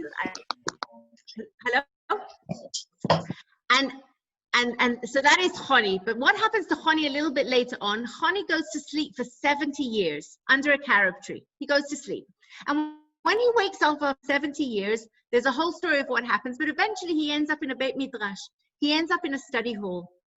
And he goes into the study hall and he realizes he doesn't know anybody there. All his friends, his 70 years on, nobody knows who he is. He doesn't know who they are. And he suddenly realizes he doesn't have a chevruta. He doesn't have a friend who he can study Torah with. He doesn't have the person who can sharpen his mind. He doesn't have the barzel. He doesn't have that person there. And then he says, oh my goodness, I feel like I'm not here anymore, that I no longer exist. Now, whether it means physical or spiritual, this idea again of being alone, sometimes you really feel that, hold on, I don't have a connection with anybody else in the world at the moment. So who am I? Where am I? What am I? I'm not, what's going on? So this is Chavruta or Mituta. And we're going to continue on a little bit further. We're going to continue on our journey to look at and to look at what Mishlei, what Shlomo Melech has to say about friends. Now, an interesting thing nowadays is if I was to ask somebody in their teens about friends, I'm not sure how long it would take. Maybe Facebook's a little bit passé now, but how long it would take for them to say, "Oh, friends, yeah, I've got loads of friends on Facebook."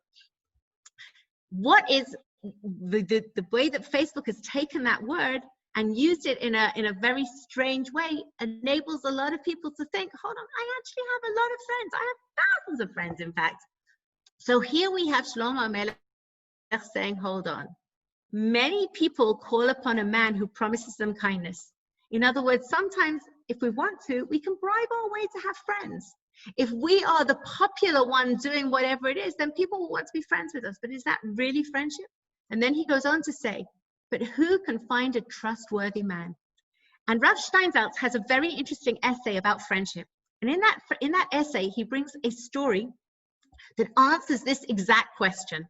He addresses this verse in Mishlei, and he brings a story, and he claims this story was written, it's an Oriental romance written 150 years ago. That's what he writes. But I've seen this story in lots and lots of different versions, in lots of commentaries, on modern commentaries on this specific verse. A son says to his father, Daddy, I have 1,000 friends, hundreds of friends. I have so many friends. And the father says, really? And then he looks at his father and he says, Dad, how many friends do you have? He said, well, I have 1.5. You have 1.5 friends? And the father says, let's go and do a trial to your friends and see really if they are or they aren't your friends. He sends him off with a bag, and in this bag, he's supposed to say that he was in a duel with the crown prince. This is the body, and he needs his friends to help him bury it and hide him. And it basically goes to everybody, and everybody turns him away and says, you're a madman, go, leave, not here. And he goes to his father says, now go to my friends. And his father's friend says, I don't like what you've done in any shape or form, but because you are my friend's son, I will help you and I will take care of you. And the father turns and he says, you know what? You don't need those hundreds of friends. You just need the one, the trustworthy one. And of course, you can't talk about friends without Charlie Brown bringing his little bit in. And I'm going to move along because I don't have much time. Partly, I'm sorry, down to me because I was so inadequate with the technical things, and I'm apologizing for that. But I want to go back to the Torah. And when we go back to the Torah, if I was to ask you about friends again and friendship in the Torah, I presume most people would come up with this verse. The verse that we know in Vayikra, which, and Rabbi, I'm not sure whether Rabbi Manning, no, I think Rabbi Finn mentioned, Rabbi Akiva says is the Klal Gadol b'Torah. It's the important verse, not the important, but possibly the one that incorporates all that we think about when we think of Torah. But what is really important here is we always do the V'ahavta l'recha kamocha, but we don't finish the pasuk. And the finishing the pasuk is Ani Hashem, I am God. And you need to put those things together. Why? And there's a beautiful story that I don't have time to tell, so I'm not going to tell it in total, but it's about two friends who basically are willing to die each for the other. And they're brought in front of the king because the king nobody knows what to do with them, because each one's saying, yeah, I should be put to death. And the other one's saying, I should be put to death. And the king basically has them in the room alone. And he says, you know what? I'm going to save you both, but on one condition, that I'm your third friend. And ahava, the numerical value of ahava is 13. And if you have two people who love each other, and I'm talking here from a platonic, from a friendship perspective, two people who love each other, that's 13 ahava, and 13 ahava together makes 26, which is the numerical value of Hashem. So this idea of when there is true friendship, it's not only about the godly values and the way we need to look and how we need to wear, what we need to be doing with our lives, but Hashem is part of this friendship. Because as we're doing the things we need to do, Hashem comes and joins us and is with us. I'm going to jump over this a little bit. We have Charlie Brown again. And I'm going to leave Mishlei because I have to finish in a minute. And we have to look at Pirkei Avot, because Pirkei Avot is possibly the one thing that also comes to mind when I ask about a friend. We have to always remember that Pirkei Avot, a lot of what is said in Pirkei Avot, Mishlei was used almost as a blueprint. They look at psukim, often all sorts of psukim that were said in Mishlei, and afterwards they help them evolve into the words in the Mishnah. And what do we have here? We have here Aseh lecha rav, kne lecha chaver, v'avei dan et kol adam lekaf zchut. Make yourself a rabbi, acquire a friend, and judge everyone favorably. Make for yourself a rabbi means a rabbi can't be a rabbi unless he has students. So you deciding that that person is going to be a rabbi, you're going to make him into the rabbi, because without you, he has no, if a rabbi in a community has no congruence, so he's a rabbi, but he's not a communal rabbi. Because of all of you, your rabbanim are communal rabbanim. So here, Aseh lecha rav, it's you actually making somebody your rabbi. Kne lecha chaver, what is this acquiring a friend? There are lots and lots of different answers, but it's all about a relationship. With Aseh lecha rav, we know that the rabbi is above the student. With Kne lecha chaver, it's a parallel, you're opposites each other. And the idea is that if you want to remain with a friendship, then it's about trust, it's about giving, it's about caring, it's about all the things that we need to receive, but we need to ensure that we're giving to somebody else. So by doing the things that we need to do, we will then be acquiring for ourselves the friend that we need. And the end of it, judging somebody favorably, I think it goes back to the friendship again. It's impossible to be that incredible person all the time. And the person opposite us, in the same way, also has failings. But if we look at them and we try and judge favorably, first of all, we shouldn't be, the answer that's always given is, first of all, don't judge, no judging. But if you are not going to judge, then you should be judging favorably. The idea here again is when I tried to look at what is the opposite of isolation, the opposite of isolation is contact. And I think when we come out of this pandemic, Israel's coming out of it a little bit quicker than you are. Please God, very shortly you will be coming out of it too. But when we come out of it, we can really, again, revalue this idea of what is friendship. What does it mean to be a friend to somebody else? And what is it to have a friend for myself? What does it mean to acquire a friend? And when we go back into the world, I think that the song at the end that you could all sing along to, I'm not going to sing for you, but don't walk in front of me, I may not follow. Don't walk behind me, I may not lead. Just walk beside me and be my friend. And together we can walk in the way of Hashem. If we now take these ideals and we remember that Derech Eretz Kadma LeTorah, but please God, on Friday morning we again will be at Matan Torah. We will be standing there, even though it's a day that we are given the Torah, receiving the Torah we should be doing daily. But when we stand there and we realize that the person next to us, when it's Ish Echad Belev Echad, we are with other people our hearts are beating together, and I think that is what true friendship is. Be'ezrat Hashem, we should all be zocher. We don't need to have hundreds of friends, but to have that one good friend. And you know what? Not only have that one good friend, but to be that good friend. May you all have a wonderful Chag Sameach. May we continue, Be'ezrat Hashem, to hear B'sorot Tovot, good news. And may we utilize the sources to make us better people. Rebbetzin, thank you so much. If you could just... I'm going to stop share. Hello. Thank you so much, Rebbetzin. Thank you so much. There's some beautiful ideas there on radio, on friendship, from somebody who we know is such a good friend to so many people. I know even myself cherish the friendship we have with you and your dear husband. Wish you and your family a Chag Sameach, and thank you again for sharing your beautiful words of Torah with you. Chag Sameach, and you're all Be'ezrat Hashem when it's finished. We look forward to having you in our home in Eretz Yisrael. I'm going to leave you now. Thank you. Just seeing if I can reclaim those for you. Yeah. Okay. So.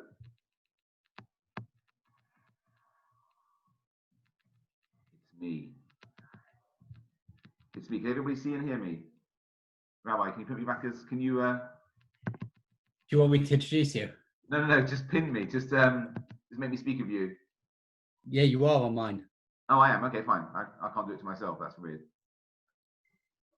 Okay, so I thought what I'd do this evening is share with you some ideas about what I call the ABCs of lockdown, what we've learned so far.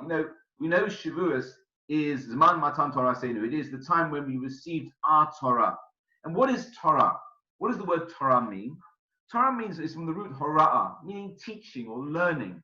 The Torah is there to teach us things about life. And we talk about it as a Torah Chaim. A Torah Chaim, a living Torah.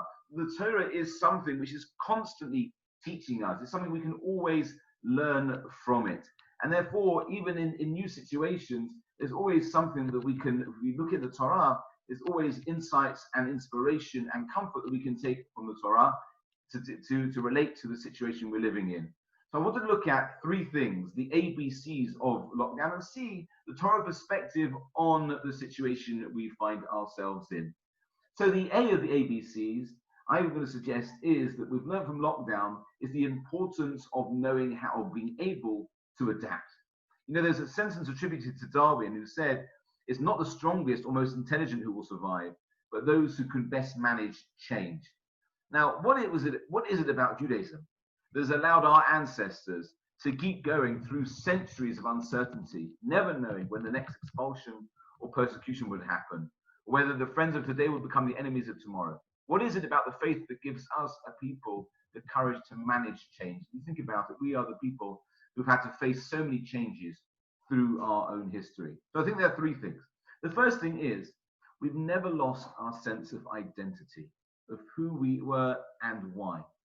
All of the Chagim, we say, Zeicher L'Yetzias Mitzrayim. Not just on Pesach, but on every of the Chagim, we say, this is a reminder of the going out of Egypt. We constantly remind ourselves, in fact, it's one of the 6 mitzvahs, constant memory of things we're meant to remember on a daily basis. The fact of where we came from, we originated. We started off as slaves and we made a journey through the desert to freedom. That's the first thing, to know where we've come from, what our identity is. That gives us the grounding to be able to adapt to any situation we find ourselves in. The second thing is, in whatever situation we've had, however dire, we've never lost a sense of hope. That God is with us, as Hashem says, I'm with you together in your pain. To know that God is always with us, however distant that sometimes feels.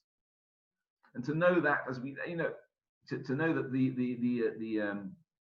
national anthem of the state of Israel, the word tikva is hope, because that really symbolizes our ability to deal with difficult situations, the ability to adapt, is when you have hope that if you're in a difficult time, it will get better. And thirdly, we've never forgotten our destination. We've never forgotten that we are working to build a world of justice and compassion, of peace. We may not have reached it, but we may have glimpsed it, as it were, from afar. And that we're working towards something. When you're working towards something, sometimes things come along and push you off course slightly. But if you remain focused on your goal, then you learn to adapt and work around those things. So if we can remember where we come from, if we remember where we're going and why, then we can handle any situation, because we have a map of values that don't change. And that's why perhaps we've learned in this time that a little bit of faith right now will help us through these turbulent times without being afraid. And there's another amazing thing about adapting.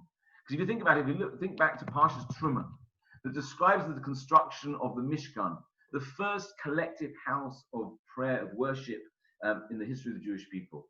The first, but not the last. As we know, it's eventually succeeded by their Beis HaMikdash in Yerushalayim.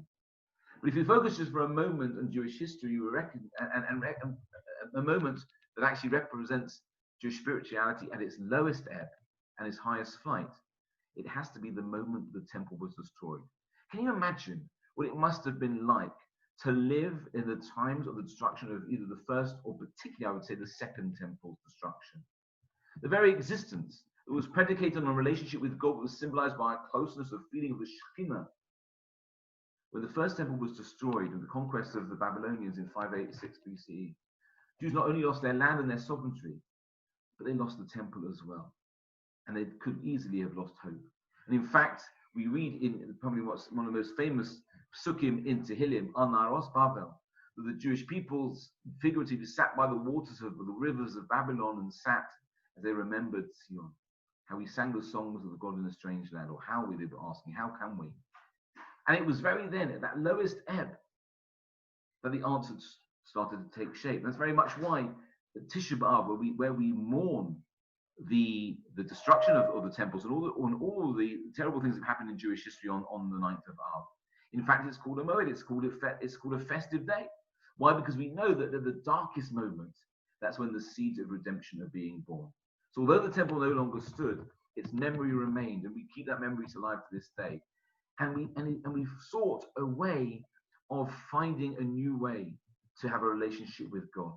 And again, that's brilliantly described by the prophet Yechezkel when he says, that although I see you amongst the nations, or I've sent you away amongst the nations and scattered you amongst the other countries, yet I've become to them a mikdash ma'at. Says God, I've become to them a miniature sanctuary in the countries where they have gone. So the main temple may have been destroyed, but we still had a mikdash ma'at, a miniature version of it. And that is what we now know nowadays as the shul, the synagogue. And this is perhaps the best example of what's known as Atrusa de Leil, an awakening that comes from below. Then we realize not that God told us, not that the Torah told us, that there had to be another place where we gather together, a Beit Knesset, a Beit Tefillah, or a Beit Midrash. But we as a people understood that we have to adapt, and that we have to learn to live b'galut, in exile, and b'churban, in a time when there's no temple, and we have to find a way around it. And in fact, therefore, this idea of mikdash ma'at reflects the fact, the dichotomy which is brought down in the words of Yeshayahu. When Hashem says, "Hashemayim kisi v'haaretz adon ragli," that the heavens are my throne and the world is my footstool. What house can possibly be built for me that I can live in? Where can I rest? God is telling us the truth is that no building, however grand as the temple or as small as a home or a shul, can ever actually truly encompass God. And that's why when Hashem tells the Jewish people to build a mikdash, the Mishkan, he says to them, "Va'asuli mikdash v'shachanti b'socham." And the famous Rosh, as we know, is God is saying that wherever you make a place of kedusha, wherever you set aside a place for me, whether that is in the temple, whether that's in a shul, or whether it's in your home or in your heart and mind, I will occupy that space. And therefore, that's given us the ability to adapt, to know that whatever situation we find ourselves in, as long as we make space for God, God will fill that space. You know, so there's a well-known Chinese ideogram for the word crisis, but it also means an opportunity. And I think we found in the situation we're living in at the moment that, yes, the coronavirus has been a crisis, but it's also provided us with an opportunity, a way of finding new ways to live and to connect as a community. As it says in Pirkei Avos, an opportunity to fulfill that we have, and therefore an opportunity to fulfill what it says, let your home be a meeting place for the sages.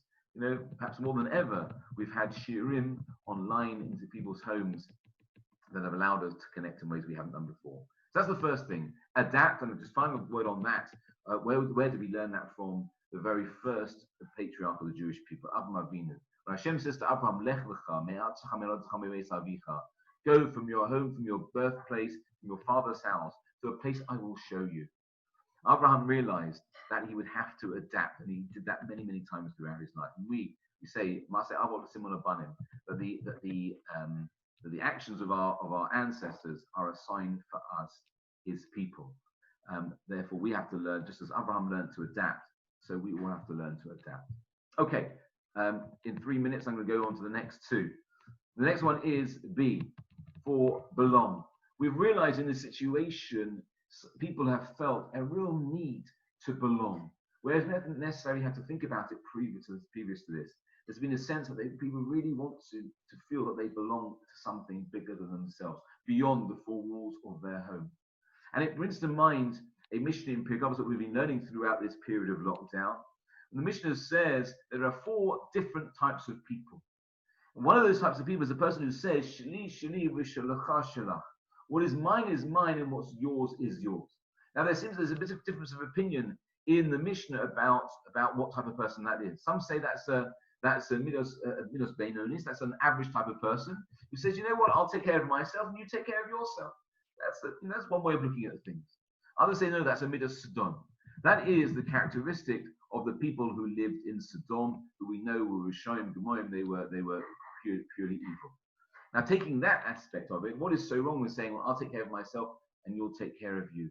I saw a beautiful idea in Rabbi Avram Twersky's book, his commentary on Pirkei Avos. He says this, and it could have been written during lockdown itself. He says, there are two opinions in the Mishnah about this type of person who says, what is mine, what's yours is yours. And they're not really all that divergent. The first opinion is not pejorative. It merely states a fact. They're an average person. The most common character type is an essentially isolationist attitude. He does not wish to take anything that belongs to others, but neither is he willing to share with others. The second opinion renders a judgment. It is a mistake to think that just because this type of person is not criminal in their actions, or at least and doesn't steal from others, that it's a viable option. To the contrary, failure to be considerate of others, he says, may actually be self-destructive and can result in the collapse of society. Just as Sodom was destroyed. If our neighbor's house catches fire, then we should be worried about it. Our attitude shouldn't be, well, that's theirs, it's not mine.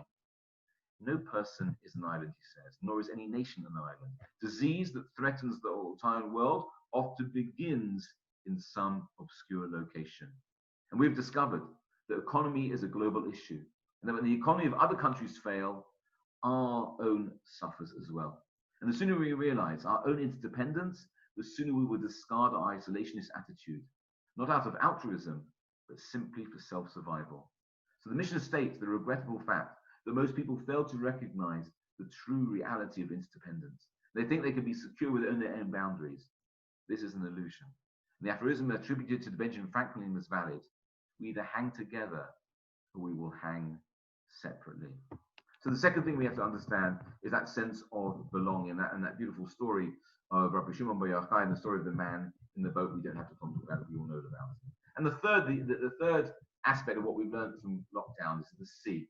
So we've had A, we need to adapt. B, the sense of belonging. And the third thing, C, is that about connection. To understand how important it is to connect. And again, we turn to Pirkei Avos when Hillel HaZaken said, Al tifosh min hatzibur. Not only do we recognize the value of connection, but in fact, there's an imperative. And we say, Al tifosh min hatzibur, do not separate yourself from the community. Obviously, in this situation, we've been forced apart, but we have tried to remain connected, albeit virtually. Now, there are three ways that these words could be understood. We haven't got time to look at all of those, but to understand that the basic need, particularly as Jews, I often say, if you want to know that God's got a sense of humor, is that he expects Jews to live together as communities. There are things that we know we can only do when we are a kehillah. And unfortunately, we know there's things that at the moment people are unable to do, and that is truly painful. So to understand, there are three things we've learned from lockdown: the need to adapt, the need to belong, and the importance of connection. And please God, it's those things which have kept us going throughout the generations and everything we faced in the past. And please God, those will be the things which keep us going through the current situation until we were able to come together fully as a community. That should come b'mheira v'yameinu, please God, speedily in our time. And I wish you all a chag sameach, a happy, healthy, and an enjoyable Yom Tov. Okay, I'm now delighted to hand over to Rabbi Lieberman. He is with us. We're here. Perfect timing, Rabbi. Perfect. I've been waiting for the last. I'm so sorry for taking 2 minutes of your time. Delighted to welcome the Rosh Kollel of Bournemouth Kollel, Rabbi Lieberman, who's going to speak about live and learn. Rabbi Lieberman, lovely to see you and welcome. Over to you. Thank you. I do hope that this prediction of the end of the lockdown is really on its way, because these Zoom shiurim are positively painful. My gratitude to those who switched on the videos.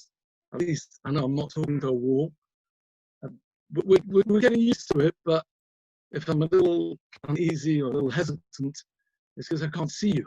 So thank you for listening all the same. And I'd like to share some thoughts on the upcoming Yom Tov. It's beautiful to have a Tikkun Leil, even if it isn't Tikkun Leil, but to be there to study Torah. You know, people do mock seders. A mock seder is almost a mockery because you can't do a seder the night before. There's no value intrinsically in eating matzah the night before Pesach or eating moror 2 weeks before Pesach. But when it comes to studying Torah, we can do this every night, really. It's just the custom is to do it on Shavuot night. So there's certainly a great value in getting together and thinking and discussing Torah ideas. This Yom Tov, the Yom Tov of Shavuot, has no mitzvah of its own. There's no sukkah, there's no lulav, no 4 species, no matzah, like Pesach, no mitzvahs of its own. On a biblical level, it's just a Yom Tov. It was a one-day Yom Tov, and nothing special seems to be happening. Of course, there's a custom to eat cheesecake, but somebody who doesn't eat cheesecake fulfills the mitzvah of Shavuot without, there's no minimum share of a desires, the size of an olive, how much cheesecake do you have to eat to fulfill, and more importantly, there's no maximum to how much cheesecake you have to eat to fulfill the minhag of eating cheesecake. It's a minhag, it's just a custom. We have the custom of decorating our homes and our shuls with flowers, also just a minhag, but there's no mitzvah. Why is that? Why is there no mitzvah that relates to this third of the 3 main festivals in the year? Pesach, Shavuot, and Sukkot. Pesach has mitzvahs, Sukkot has its own unique mitzvahs, but Shavuot is just a down mitzvah. The third custom is the one that we're commemorating tonight. We're studying Torah, and that mitzvah is a custom that's very prevalent. People stay up very late at night. I mean, it's easier in the UK than it is in South Africa or Israel even, where you get a really long night. But here, I remember when we moved from South Africa to England, and it was Shavuot night, and my father took me to shul, and we went to learn. And next thing I knew was dying. So what happened? The time flown. Couldn't believe how short it was. But we still, staying until 3 in the morning studying is also an incredible achievement. It's something that we do willingly and lovingly, and it's come in our minds. It's become almost an integral part of Shavuot. More impressive in our community here in Bournemouth is that people are staying up tonight and tomorrow night. Right, tonight we're doing it on Zoom, and tomorrow night, no doubt, everyone will be alone in their homes, and we'll stay up at least as long as it says in the halachas of Pesach, until we fall asleep. We'll be trying to study Torah. And it's always bothered me that this is such a central theme when it comes to this Yom Tov. Think back to what happened at Har Sinai. At Sinai on Shavuot, God revealed himself and he commanded us the 10 mitzvahs, the 10 commandments. Is the mitzvah of studying Torah one of those 10? It's not mentioned till right at the end, in Devarim, Deuteronomy, right at the end. There's no mention of Torah study in the 10 commandments. We are told that all of the 613 are commemorated within, or hinted at by the 10 commandments, but it still doesn't explain why Torah study is so central to this Yom Tov. We could commemorate the 613 mitzvahs. We could eat pomegranates. Do you know the pomegranates have 613 seeds? They don't. But we could have something with seeds to commemorate the numerous commandments that we accepted. We could perhaps have 10 pieces of cheesecake to commemorate the 10 commandments. Something that's more in line with what really happens. Why is Torah study so central? That's one question I'd like to think about. The second question is just looking at the verse that tells us to count the Omer. We're almost finished counting the Omer. Tonight is the very last day. And when you look at the Pasuk, it says very, very clearly, the language used in that verse is Lachem Mimochras HaShabbos Tisperu Chamishim Yoim.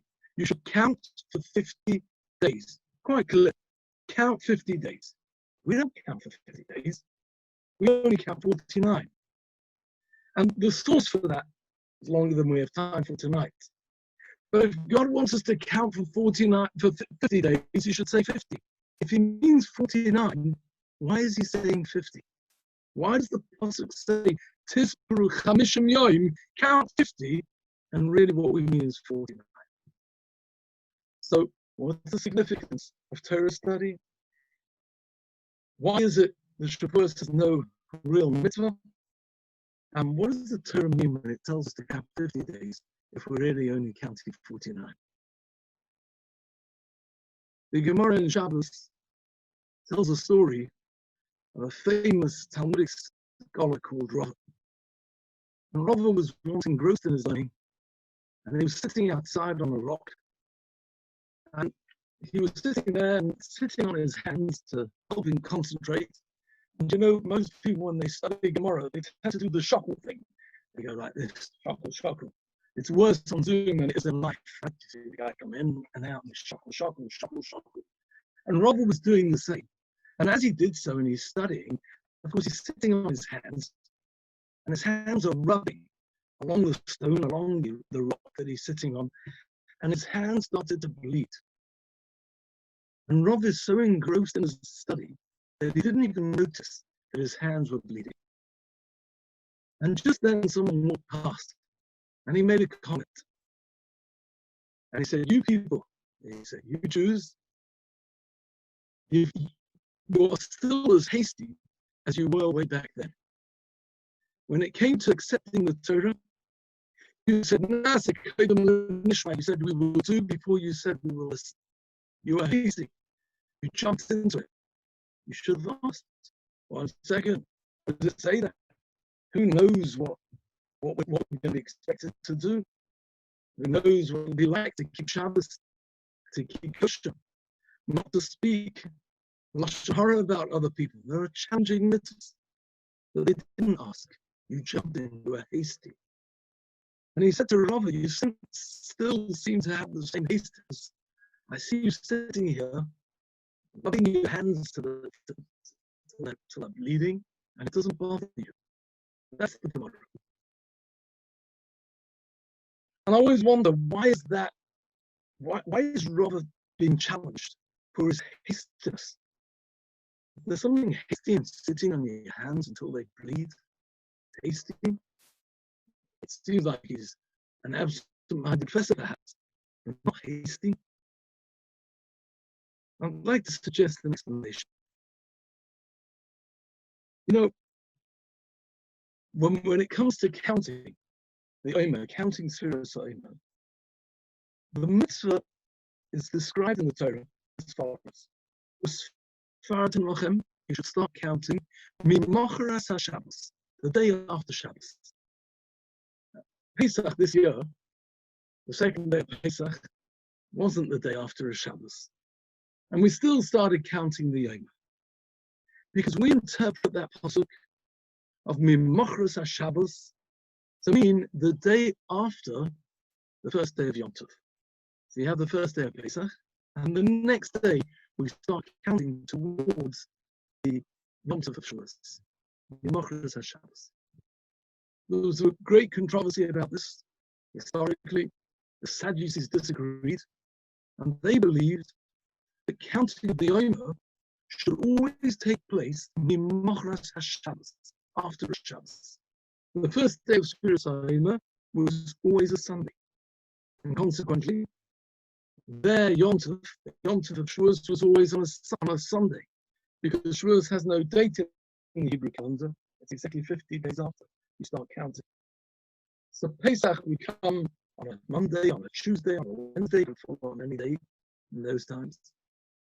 And they would wait till Shabbos, the first Shabbos after Pesach, after the beginning of Pesach.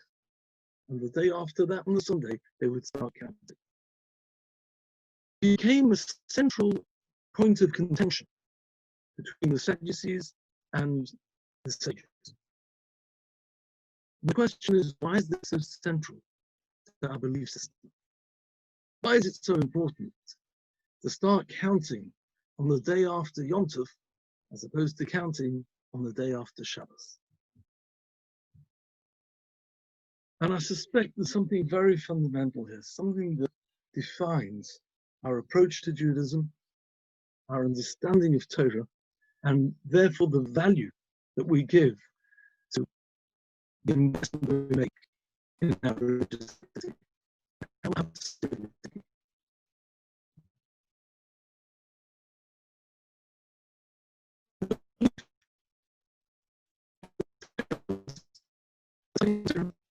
That fulfilling the mitzvahs of the Torah really makes is something that completely changes our attitude and develops an affinity and a connection with doing mitzvahs. A little mitzvah, putting a mitzvah on our doors. The halacha, the rules and the laws of Torah are so intricate. It has to be written by somebody with certain credentials, who knows how to write it with a certain type of ink, thinking the right thoughts, on a piece of parchment that has been processed a certain way.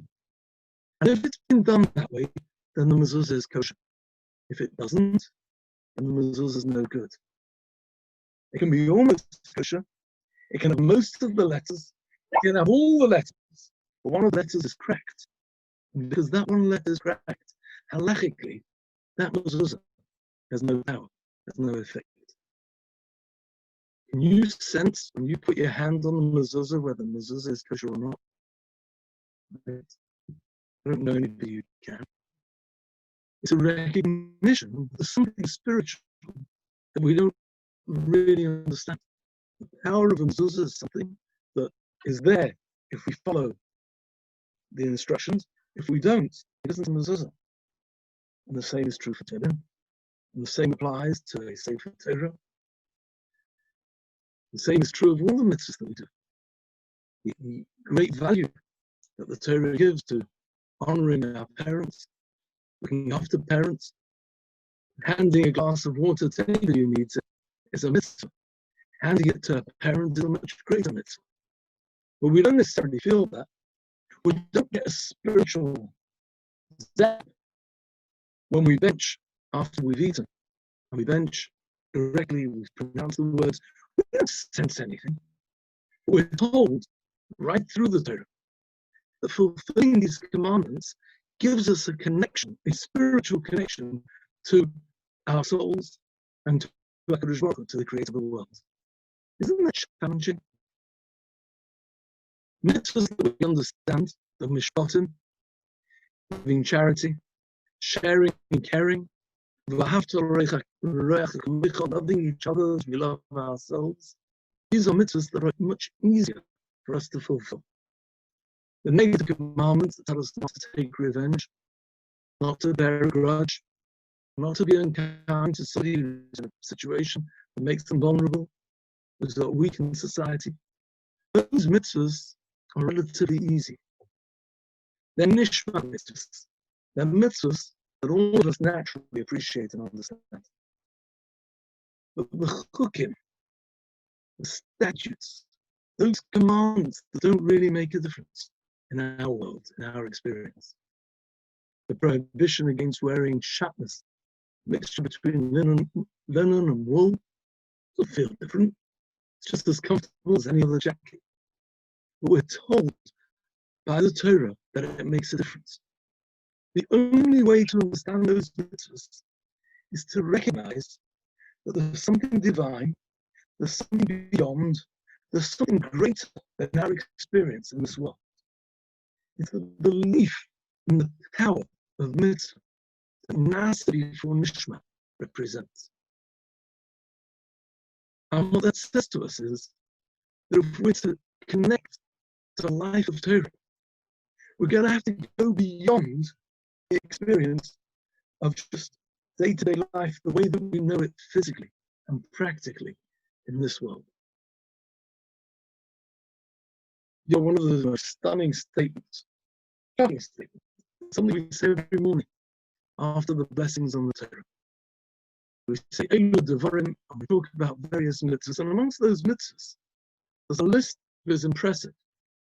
Kibbud Avayim, respecting parents, Havas Hamis, attending a funeral and taking care of the needs of somebody who's passed away. Yom Tefillah, we talk about davening properly.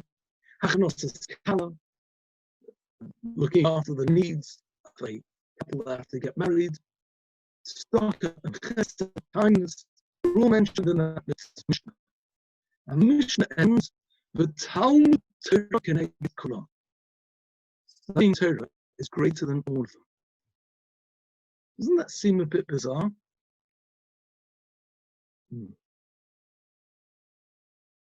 Doesn't that seem a little strange that Torah should be greater than all the other mitzvahs, those mitzvahs that we understand so simply and clearly?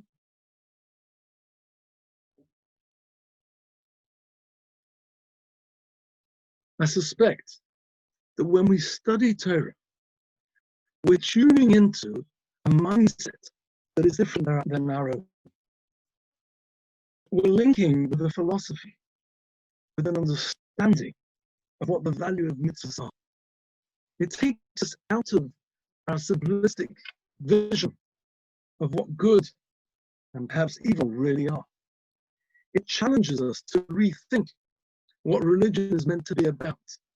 It challenges us within our personal relationships, and challenges us to sense whether we could go further, whether we should be doing more.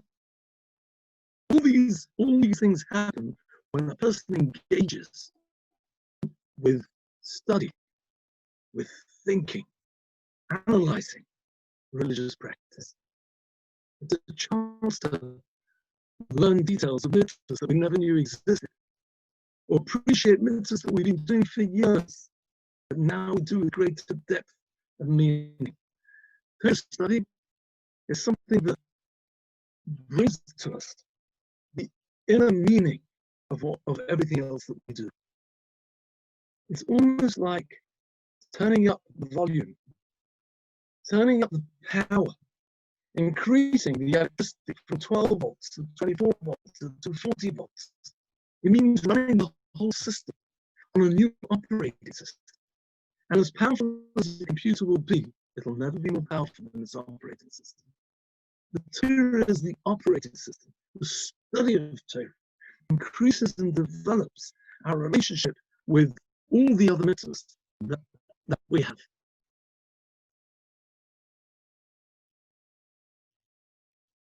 I'm sorry if the voice is a little crackly. I don't have any other mic, so I hope it's clear. Is it clearer now?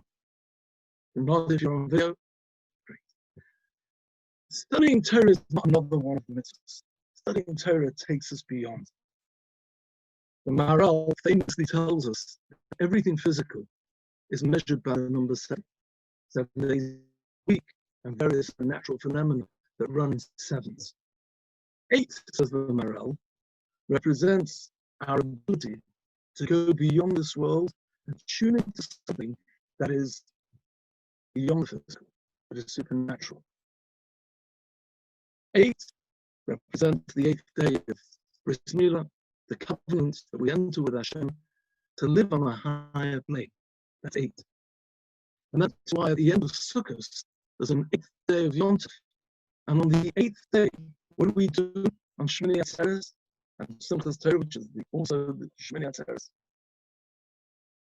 We put aside our love, we put aside our esrog, we put aside all the mitzvahs that we were doing, and we start to connect to Hashem directly.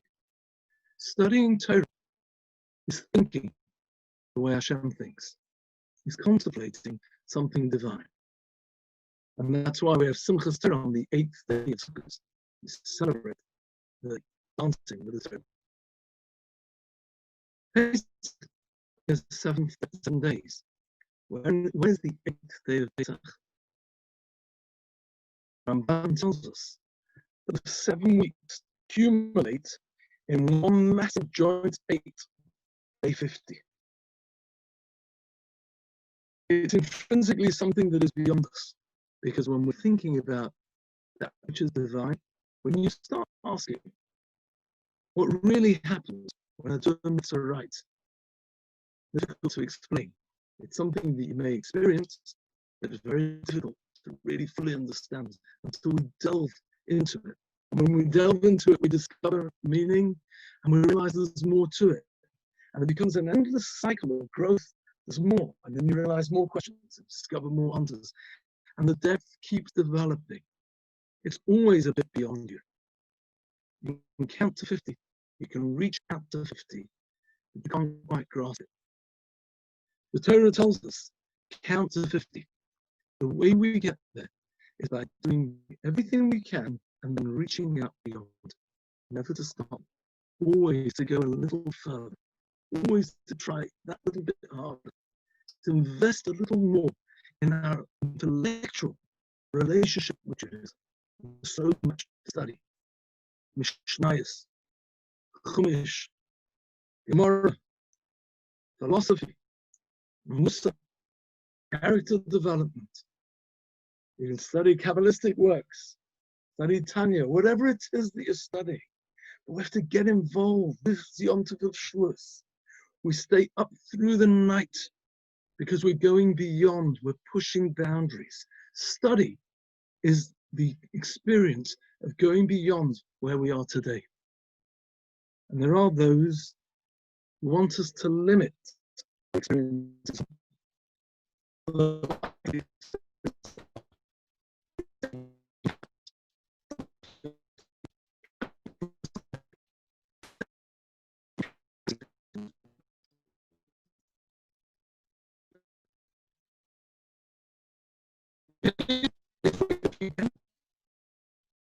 Yes. You hear me now? Oh no. Yes, okay, thank you. I'm not the host, I can't unmute you, it's beyond my control. But the message is, yes, we count, but we're starting new weeks. We experienced miracles on Pesach. Passover was completely miraculous. And then we start counting a new set of weeks that will take us beyond the normal order of 7 and lead us into a world of 8, to the number 50. We get beyond. And when we study and break those boundaries, the joy that we discover, the pleasure of understanding a concept clearly and purely, there's nothing like it. There's nothing like the joy of cracking the Gemara, of delving into the meaning of a mitzvah, of truly understanding right from wrong, and working out how the Torah can guide us to develop relationships that are meaningful and long-lasting. As Rabbi Chapper said, we've all been for a ride. The last 2 months have been interesting, to put things mildly. Some have suffered real losses.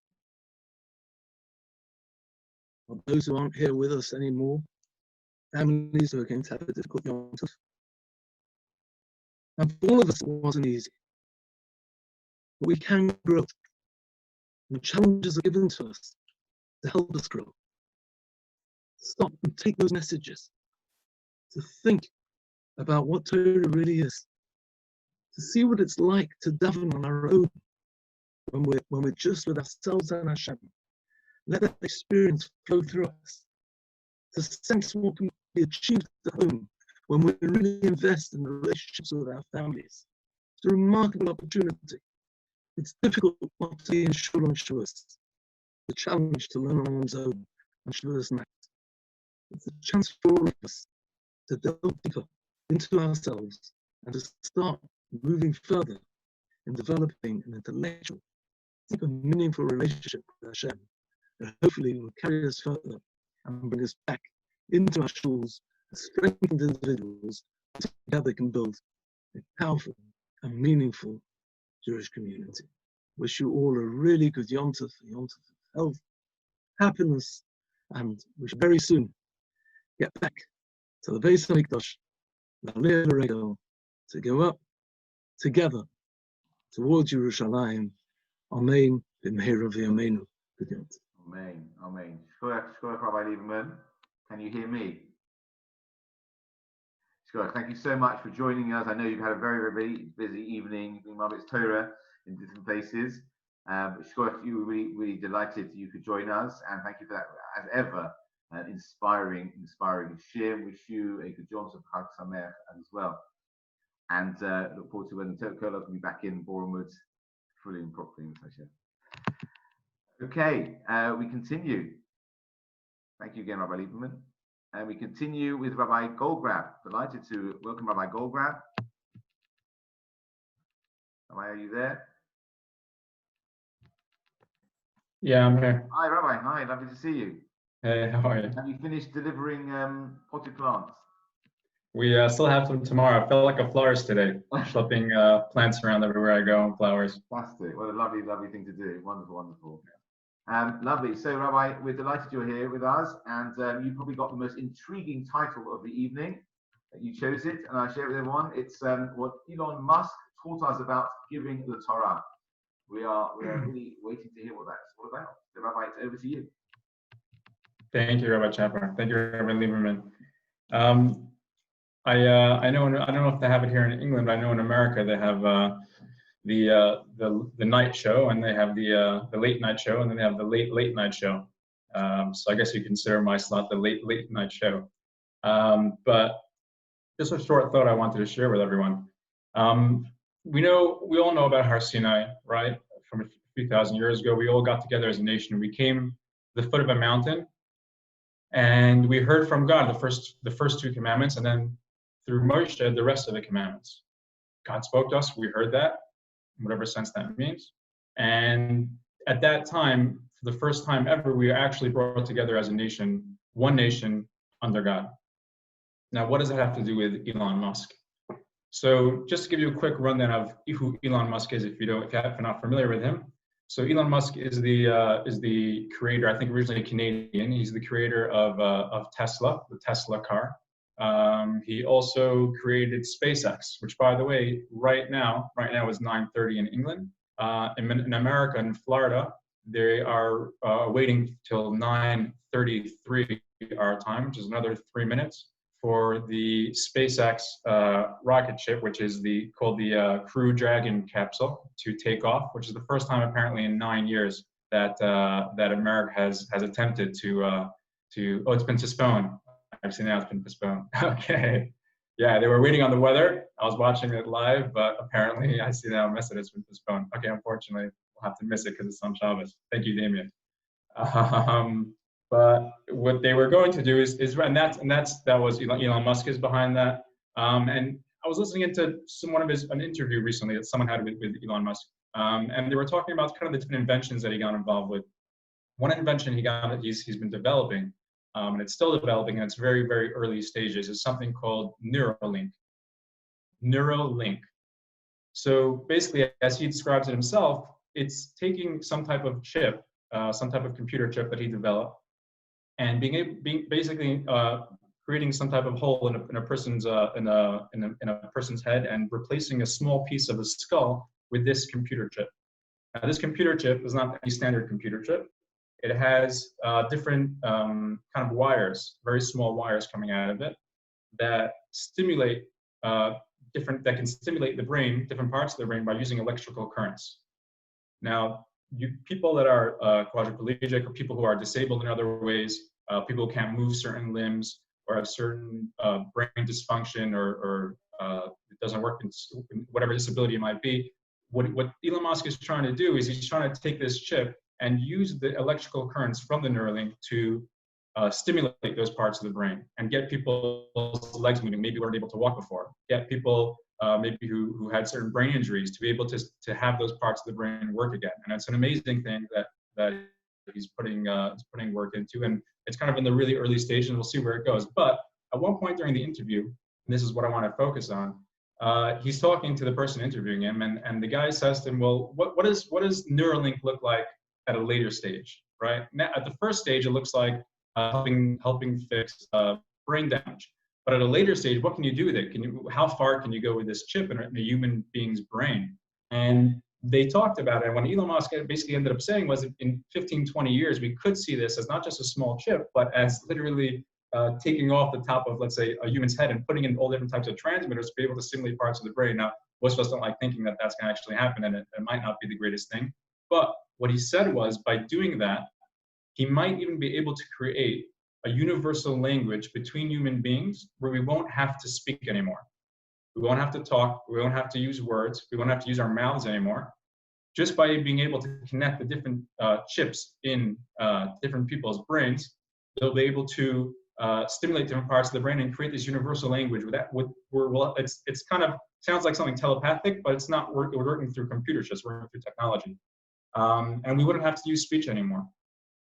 So the host that's interviewing him actually says to him, he says, well, that sounds interesting. That sounds really cool, but that sounds like who wants that to happen? We're human beings. We like our speech. We like words. We like using speech to talk to people, to hear from people, right? I'm using speech right now. This is what we've done for thousands of years. And he says back to him, Elon Musk says back to him, you know what, you're right, but if you have a feeling, if you have an emotion, if you have something within you that you really want to share with your friend, with a family member, someone else in your life, to someone outside of yourself, outside of your own experience, it's impossible to help them feel the experience you're going through. It's impossible to make them feel that experience, that feeling. The only thing you could do is use words. Now, words essentially are just a vehicle, right? Words are just a vehicle that we use to express something to someone else. And what Elon was saying, he was saying that if we have this technology in place in 15 to 20 years, we could be able to transmit to other people, other human beings, feelings in their pure state, emotions in their pure state. If I had something great happen to me, or maybe I had a son or a daughter born, or something amazing and awesome happened to me, I could be able to share that feeling with you without having to use words, and you actually get the essence of the feeling, not just the vehicle of the words, and have to decipher that into what the feeling is. God forbid, if something bad happens, someone will be able to feel the grief of someone else. And it was a really interesting concept that I was hearing from him, which is that really what we experience is not what we give over to other people through words. And what it reminded me of is the giving of the Torah. What happened was we all stood at that, right? Like we said, we all stood at the mountain of Har Sinai. We all heard from Hashem, we all heard from God the first 2 commandments, and through Moshe the rest of the 8 of them. But the issue is that the thing we can get caught up with as the Jewish nation is getting caught up in the words, just the words, and forgetting about the feeling behind it, the essence, the soul behind it, right? We can focus on the commandments, right? So honor the Lord your God, respect your parents, don't kill, don't steal. And those are all great things, and those are all mitzvahs and commandments that and like Rabbi Lieberman said beautifully, that we should keep and we're supposed to keep, right? Whether there are certain ones we understand more, certain ones that we understand less. But we should not get stuck in the words. We should not get stuck in the tick box. We should not get stuck in the vehicle that God used to express to us, right? If we limit God to something, to a being, a creator, that is limited by words. And he told us, okay, human beings all line up, in front of this mountain, right? As if we're teachers lining up our students or his students. And, this is the rules I'm telling you. Here's the rule book. Keep A, B, and C. And if you do A, B, and C, then, 1, 2, 3 punishments won't happen to you. It's not like that. There's a feeling behind it. It's not just a tick box. It's not a tick box at all. There's an emotion. There's a feeling. There's life. There's soul behind it. And we can't get caught by just the words. But it's not limited to Torah where we shouldn't get caught by the words. It's like that with everything in life. It's like that with our relationship with God. It's not just like that with our relationship with God. It's like that with our relationship with Torah as well. With any Torah we're learning or any mitzvahs we're doing. And not just that, it's also like that with our relationship with people. Now, I don't mean to say that the mitzvahs shouldn't be taken to their literal point, and they shouldn't be, of course. And the mitzvahs are meant to exactly how they're said. Very important. But even more important is not to lose the feeling and the emotion behind it. Imagine as if you're doing a mitzvah and you learn the word of Torah, you do a mitzvah, you do good to someone else. We give charity. We put on tefillin. We light the Shabbos candles, right? Make challah for Shabbos. We shouldn't just do it in a robotic way, in a way where and I get caught up with this, we all get caught up with this, but just because it's something we do on a daily basis, it becomes nature, so to speak. But we can't let the nature of it cover up on the soul and the feeling behind it. We have to remember the words are just a vehicle. It's not just with our relationship with God and the Torah, it's also our relationship with other people, right? something I've learned in the past few months, and I've been just reading up a bit about listening, the idea of listening, and kind of going to different courses on it, and where I'd listened to courses on listening. And one thing that struck me that was really talked about during these courses was that listening it's not about listening to the word that the person is saying. It's not about the form, the body of what your friend, your family member, your spouse, your community member, your colleague, anyone is saying to you. The person next to you in the grocery store, the guy behind you in the car might be beeping at you. Today I was driving down forgot what the name of the motorway was, but right before you turn off, I should know this, but right before you turn off onto Boreham Wood, the exit to Boreham Wood, and I was first turning out of Morrison's to come onto the motorway, and I wasn't careful enough. I should have been more careful and more observant. But I pulled out, and there was a car behind me that needed more space, and he had to slow down really quickly to get, to not basically go through the back of my car. And that was my mistake, and I should have been more careful. I missed that. But what he did is he pulled around me. He went to the front of my car, literally because he thought I was just being reckless. And he pulled up to the front of my car and basically just parked in the front of the car in the middle of the street. As I was Go to sleep. It's 9:30. Go to sleep. Second. There you go. It's time for someone to go to sleep. That doesn't apply to you, Rabbi. I thought she was talking to me. Carry on as long as you like. I don't know problem. I'm ready to go to sleep. No, you stay. You carry on. I muted them. And this guy pulled up in front of me, and he literally parked his car in front of me on their motorway as I was like zooming down, just to show me like, what are you doing? Like, to tell me off. He was so upset. So my first instinct obviously was to start beeping, and like, what are you doing? And what I did was I just sat back and I waited. I just waited. I didn't beep. I didn't honk my horn. I didn't, wave my fists out the window, and I waited. And I saw he was waiting. It was about 25 seconds. He was just waiting. This car is literally lining up behind me. Everyone's probably thought there was just some type of accident or something. And that was it. And he moved on.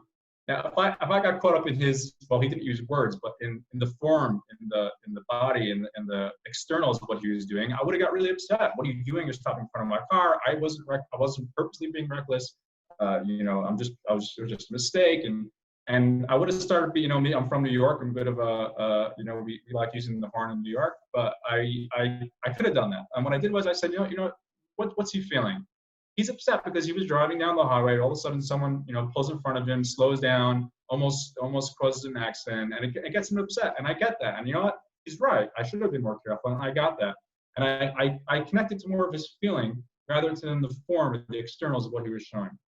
And I think that's what Har Sinai was telling us as well. That it's not when God gave the Torah and he said the words, he used the commandments. He wasn't. He was as if he was saying in the background, please, please, please don't just stick with words. Words are the most important.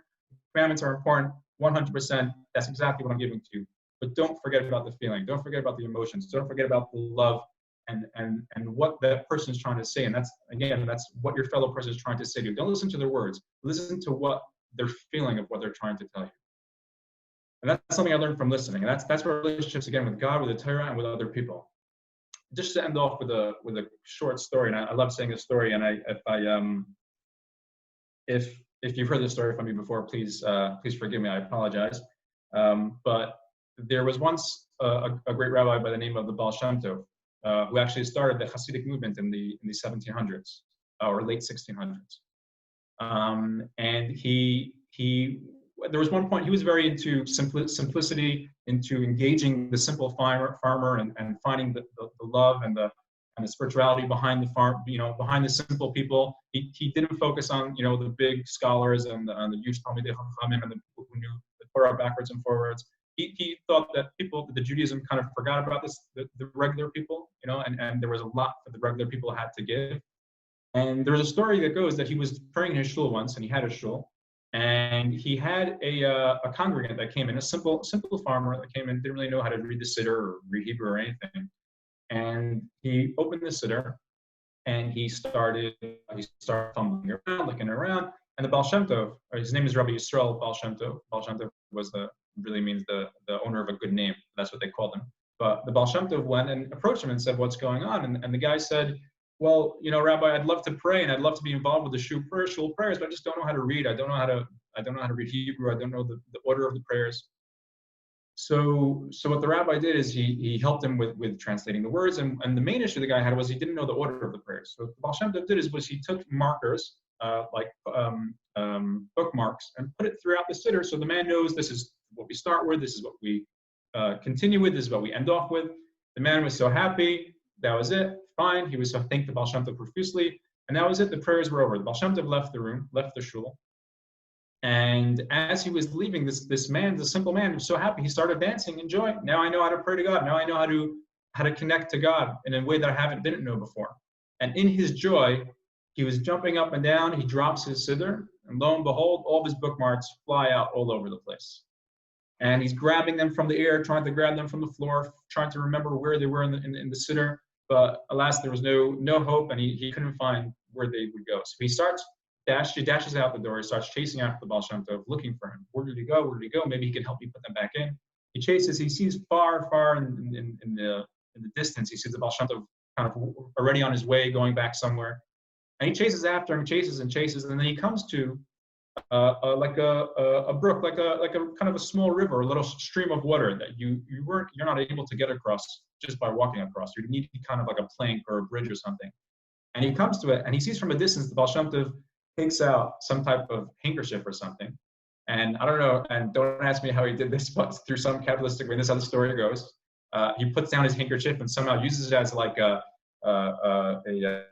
think of Aladdin, but he uses as kind of a bridge to cross the water. Again, I don't know how that works, but that's the story. And he makes it to the other side, and he continues. And this man gets this river, and he says, "How am I going to do that?" So he's out of his simplicity, he's like, "I'll try it as well."